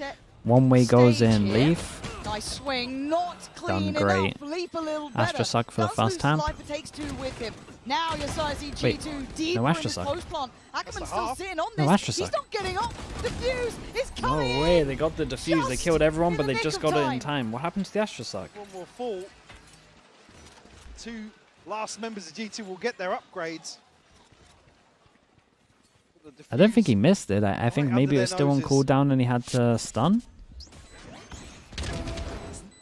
A bold approach. He did miss DRG, it. but they're just outside of the gravity well. That's the assumption, is that they're not able to actually stick through. Nice, guys. 8-7, keeping it within touching distance. The Shao special. That's crazy. Isn't it the Sagetsu special? I think it was Sagetsu that we were flaming for it. Look at DRG out of that. A round win for sure, but lose the round and they save on this one. It's pretty all in, Jonah. That was fast. Plants there. Kamek special. Guys, we're just naming EMEA players, so are we really that bad at Astra? Yeah, just have to concede here, and Jorgamo up close and personal once more. He's got style to the way he plays. A bit of an eco Cobra, sure, but nasty work. Lucky though. Uses ult into the round and he's ready. I mean, out on an island here now, just going to sit back, and the trademark G2 post plant, ton of util to rely on here. Should they even need it? It'll be extremely difficult for Demon 1 flexing, especially with the time that's passed already. Even at this point, damage doesn't really matter. Is this a comms thing? He didn't think the plant was here. Yeah, there was no touch in that. Not that they would have won it, but kind of saw it. Thanks to our observers there, giving us that little glimpse on it, but still, a step forward for G2, making it up towards 9. DRG back Okay, from the DRG five. did eco for this though. They must win. DRG. I mean, that's also true. Not many. G2 obviously now going to be sitting comfortably in terms of the purchase. No more secrets. Dumbass kid. How'd you get it? 9-7. Jonah P with the ult. One away for Leaf. 1, 2, One away 3, from Trent, but 4. on the other side, Spirit's Head 1's 4 got his. people. This is, I mean, at Still 9-7, not perfect. Still this is pretty suffering much in the certain round. areas. And G2 eyeing up this B site again. Yeah, 3 players now committed for DRG. Yeah, this is something that we said might happen. The spam over towards B might be too much. It's definitely covered up by the fact they had double ult into this as well. I'm excited to see what the actual hit has like without ults if you're able to hold it. Wall goes in again, so they got to break the wall fast. But still Jorgamo posted up. The one to try and buy some time, but 2 deadlock trips over towards it. Everyone plays off the side. They got Astra Suck again coming back at one point. Very early on. Sure, nicely dealt with. But the backline's the problem, Mike. We saw that layered util before. DRG leaving this quite late already. What? Didn't have time to get that. Do they get to handle this? Okay, Guys, someone's got to stick the spike. Jonah P, trying to stay alive. Oh god, man, Trent is just completely owned them. Salvos wrecked him, and then once the salvos were done, no one instantly got on the spike. Teo is strong, man. They managed to save all of their util. Now, G2. They didn't even need the Astra Suck. Whittle away at DRG here on Abyss.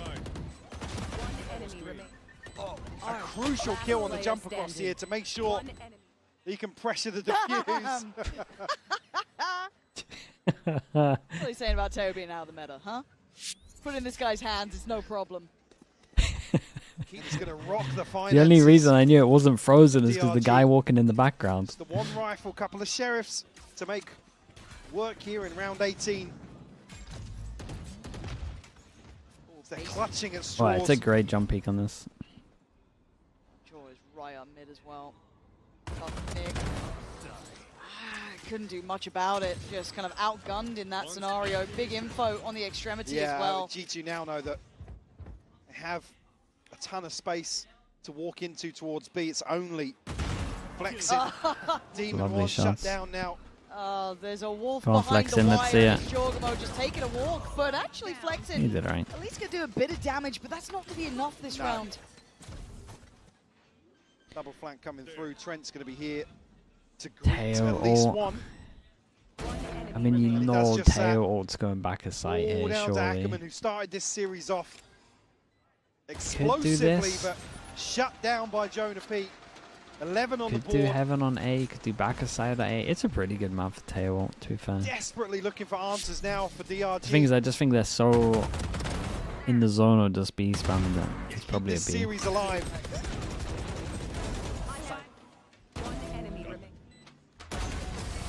No more to Again, with G2 relying on these heavy If Fallon gets a Orbi gets his ult. strategy, just forcing DRG to explore Aim the and map. neck. Try and trim the fat a little bit. DRG want to go really never for proactive, but they DRG. just Finally a two-person tank to Gravnet, and so this guy, Leaf, just had 2 people take away their Gravnet, and he had the dash as well. So they know this. There was 3 here. Obviously, they can't speed up too much because they're up against a Yori. It's, the map got is being so much well information read by early. G2 now. They know they forced the hand of DRG. They're getting desperate. Forced to take initiative. G2 just waiting to, well, welcome them with open Same arms. thing with a really. Yori over towards middle. Create pressure. Question mark Look at created. where this Same engagement's thing. going on. I know. But They have to DRG they have do to have save 3 their players on the Sova correct drone side to of clear the map, still middle. with a util Otherwise, to they play can get off. so Not too owned. much. You see Spirit Nice take shot. one lovely shot towards Jaw. It's going to be revealed, but Demon 1 trying to join him, but there's a problem on the back of the side. Demon 1 falling to Valen. Jonah B getting involved in the mix. Dive down from heaven. It is chaos as a 2v2 begins. The plant now in play. Look how far away Ackerman is. Fortunately, managed to herd G2 towards the site where there was a stack, but G2 dismantle it But a 2v2 on the card still. And an ultimate to invest. Okay, trying to use this just to clear back sight. So they should be able to work forward from that, but Trent's still sticking around. He's been monstrous in these post plants, Leaf by his side. Trent now challenged first. He swings. God, so nicely played. Trent just gave him the info so much. He also fully realized as soon as he turned the corner back of sight to clear the sound, he knew what the sound bait was for. He knew it's for heaven. Absolutely on the money. Very smart from him. Feels like the nail in the coffin, Lauren. So, again, the whiff on the dart just gives G2 the option to go forwards, but I'll see you soon, NRG. Okay. Again, with somebody spotted elsewhere on the map, G2, they're always going to favour themselves when they can throw 4 or 5 at sight and know they can rely on these fundamentals, just finding a trade. Every single person finding a trade on the way in.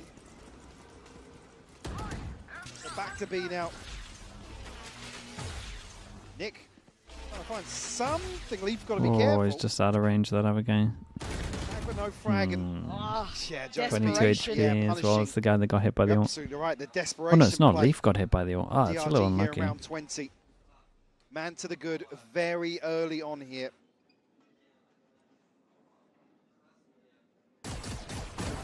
Oof. Hang on though. What? Valin removed from the rope by Ackerman. Oh my god. Didn't expect a follow-up. Getting a little weird in these moments now. But it is a 4v3. And they're eyeing up A instantly. They felt that opening. They're going for it now. Yeah, Yora's going to give him all the space on this one. Absolutely sure going to invest. Damn, really? Isolates one on the back of his util. Gorgamo will spot that DRG are still deep in spawn. Starting to feel those stars align here. Demon 1 and Nick, the last two standing to try and take on the 4 from G2. Round by round, this team has looked more and more deadly, having way too much fun, man. He's purposely jumped off the map about 6 times. DRG. Waning as it may be. Majority of the time it's to get Be info. brave about this, bold about it, and they've got to make their move. But Trent takes away Demon 1. It's all on Nick in a 1v3. It's looking like G2 have done enough to deny. Very, very nice for G2. Once they got over towards attack, that looks convincing. It really did. Snowballed a little bit for sure as well. And eyeing up that international step forward. Okay, that is the third Chinese team gone now. Objective here for G2. There's only one remaining. That international validation. Back-to-back 13-7s here to close out versus DRG and find a little bit of that magic yeah. once more. I'm excited to see it if I'm excited to see it against another team that tries to shut down B a little better. Like maybe with a demo as well. The individuals a little hot and cold, but when they were hot, they looked good. A scary side. G2, they play T1. Here in Champions, cutthroat as it may be. G2 will play T1. And honestly, with how T1's looking, I think G2 are favorites. As much as I thought T1 were going to be great coming into this event, at least on their attack, it looks like really lackluster in terms of their calling, but you never know. I'm hoping they'll show up strong. On the player cams begging for NRG. I'd be scared. The last remaining in China is Eli. They're going to play Giants. But more familiar opponents for sure. Oh, absolutely. Which is where G2's comfort zone is. That's true. That is, God, what a prospect that Easy is. to show you this. Those next couple of games. The true new vibe merchant with the boys as well. Baby Bay down there. The man who kind of brought them back, it felt like, with a little bit more spark to them. But someone who brought them through that second map, Jorgamo, will be standing by for the post-map Verizon interview down on the stage. G2 sont toujours debout. G2 are not done yet. Joe, I'm gonna have to borrow you for a second. You have so many things to sign, so many fans, but I have to borrow you for a second for a quick interview. So first of all, we were a bit scared, you know, that this loss against TH would kind of break you guys, but it didn't seem like it today. So what was the medicine for such a speedy recovery? I mean, we worked so hard to be here, and you know, it's the last event of the year, and we said to each other, we have to just go all out. It's the last time we're gonna be here. Might as well just win everything, right? So, yeah, I think that's a pretty good mentality indeed. Donc première question, on a eu peur que la défaite contre les Team Heretics les ait un petit peu cassés finalement. Donc qu'est-ce qui s'est passé pour recover aussi rapidement? Et bah tout simplement, c'est le dernier event de l'année. On a envie de tout donner, on a envie d'y aller sans regret, et on est revenu aujourd'hui en full form. And second question, you guys have a little bit of this image of the antagonist of VCT. You know, do you like that term, and what makes you actually an antagonist? I mean, I like the term, but I mean, we're here to play. So you know that we can be the big dogs when it has to be done. We've been at the international finals before, and that's where our goal is as well. So once we get there, we're unstoppable. It's your comfort zone, right? Yeah. Deuxième question, du coup, ils ont un petit peu cette image des deux des antagonistes du VCT. Est-ce qu'ils aiment cette expression, et qu'est-ce qui fait qu'ils le sont? Et bah oui, moi j'aime beaucoup ce terme. On est là pour jouer, on est là pour gagner, donc on s'en fiche un petit peu de tout ce qu'il y a autour, et on est là pour tout casser. And speaking about dog, you know, how can we all get, you know, that dog energy, main character energy that you have on stage? You just gotta be a dog, yeah. Hoo, hoo, hoo, hoo, hoo, hoo, hoo. That's it. That's it, that's the key, right? That's it. Nothing more, and I think that's a pretty good solution indeed. Okay, Comment est-ce are we going to translate that, ce chien enragé en nous? Et bah tout simplement, il l'a fait mieux que moi. Aboyez et vous allez tout gagner. Thank you so much, Joe. Good luck for next season. So good to see you winning. That's it for us today on stage. RRQ and G2 stand strong, and we'll see tomorrow for more decisive matches. See you tomorrow. We are going to be joined by Valen in just a moment, but for now, it's me and Kukuka. Look at us, we match. Yes. We actually have a match right now. Absolutely. It's not, I mean, I think you need to come for me a little bit. It's not been a good day for me, is it? But both my predictions, VCTCN in the gutters, DRG have to play Ascension. Yeah, DRG have to play Ascension, man. Going to have to XLG make champs, but you still have to play strong. Ascension. Do not forget, at the end of the day, DRG came in with a sub. Yes, it was Team 1. I think they put Jacoby, thank you so much. Appreciate that, Jacob. Thank you for that tier 1, mate. Match of the not being able to close the rounds, getting the openers, and not knowing how to follow. Also having to. They'll get their full roster at least. Yes, for sure. What we just saw in Abyss was something that we probably didn't expect. Yeah, I do think it's probably going to draw some more eyeballs to the VCTC and Ascension right and that's now. Great. People might actually really want to see what happens in that tournament after champs, of course. Billy, though, this is a big shock that they've gone out this early. Especially with how the match started, right? Like, this is one of the hard Demon 1. I think Demon 1 will get some trials. But on the other side, more for like your it's good to see an RRQ that can bounce back and can get a win. But as you're saying, for CN, I don't know what roles. Champs may not maybe be like some XLG still in the maybe competition. a C9, they can still, but I don't know. It depends on roles. Yeah, but they play GX. So, like, I might as well just leave. How about we just don't come Yeah, that day? I love being unemployed. I don't know, we'll see. That's my unemployment day. We'll definitely see. Yeah, it's brutal. This tournament is very, very brutal. But I think, well, you know, when people say, like, the quality of Valorant goes up, the competition gets harder, I think it's true. I think this tournament is showing just how hard it is to win. How competitive it is. 100 Thieves? Oh, he'll get 100 Thieves trial as well, you're right. In their golden era, we got the IG, of course, Valen. Kind of just depends if they actually make their trials or not. First of all, massive congratulations. Yep. Thank you. Yeah. How are you? I'm great, thank you. How are you guys? I've been loving some of the things you've been saying, you know, like the change in mentality, the fact that we heard Joe as well. Like, you're here, it's the last tournament of the year, you might as well chill and just win everything. Yeah, but sure. how did you get to this stage of, you know, as a team, being chilled, being laid back, good mentor? Because it's taken a while to get here, I think. Yeah, I think it takes a lot of lessons from losing, honestly. Like, we've practiced so hard for every tournament we've attended, and sometimes it feels like that stress overtakes us, and we can't output the energy we want to. And we also realized when we got Baby Bay, like, how much... Yeah! We also realized how important it is to, like, express yourselves on stage. I think, like, you know, like CU Fat Baby and Boaster were some of the first to, like, dance and get hype on stage, and it's a way of expressing yourself, and you play your best when you're doing that. So where's your L dance? You just mentioned two people that like to TikTok dance. When is it coming? Maybe next game I'll pull out an L dance or something. But I felt bad doing it today because it was a heartbreaking loss for that team. Like, I know we came from Ascension 2, so being in that position is really difficult.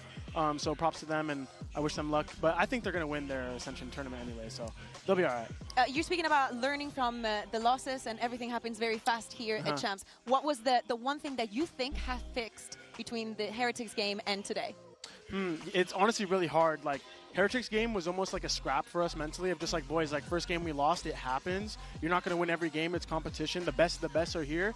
And we just tried to keep doing what we prepared because we felt very prepared going into this tournament. So it was kind of like a shocker to lose to Heretics. They're a great team, but we felt so ready. And so we're like, all right, yo, don't overthink it. Like, we're still good for this. Let's just keep on going. And I hope that we can show that in our next game, too. Is that why Baby Bay got kicked out of the coach booth? Because you guys lost to Heretics?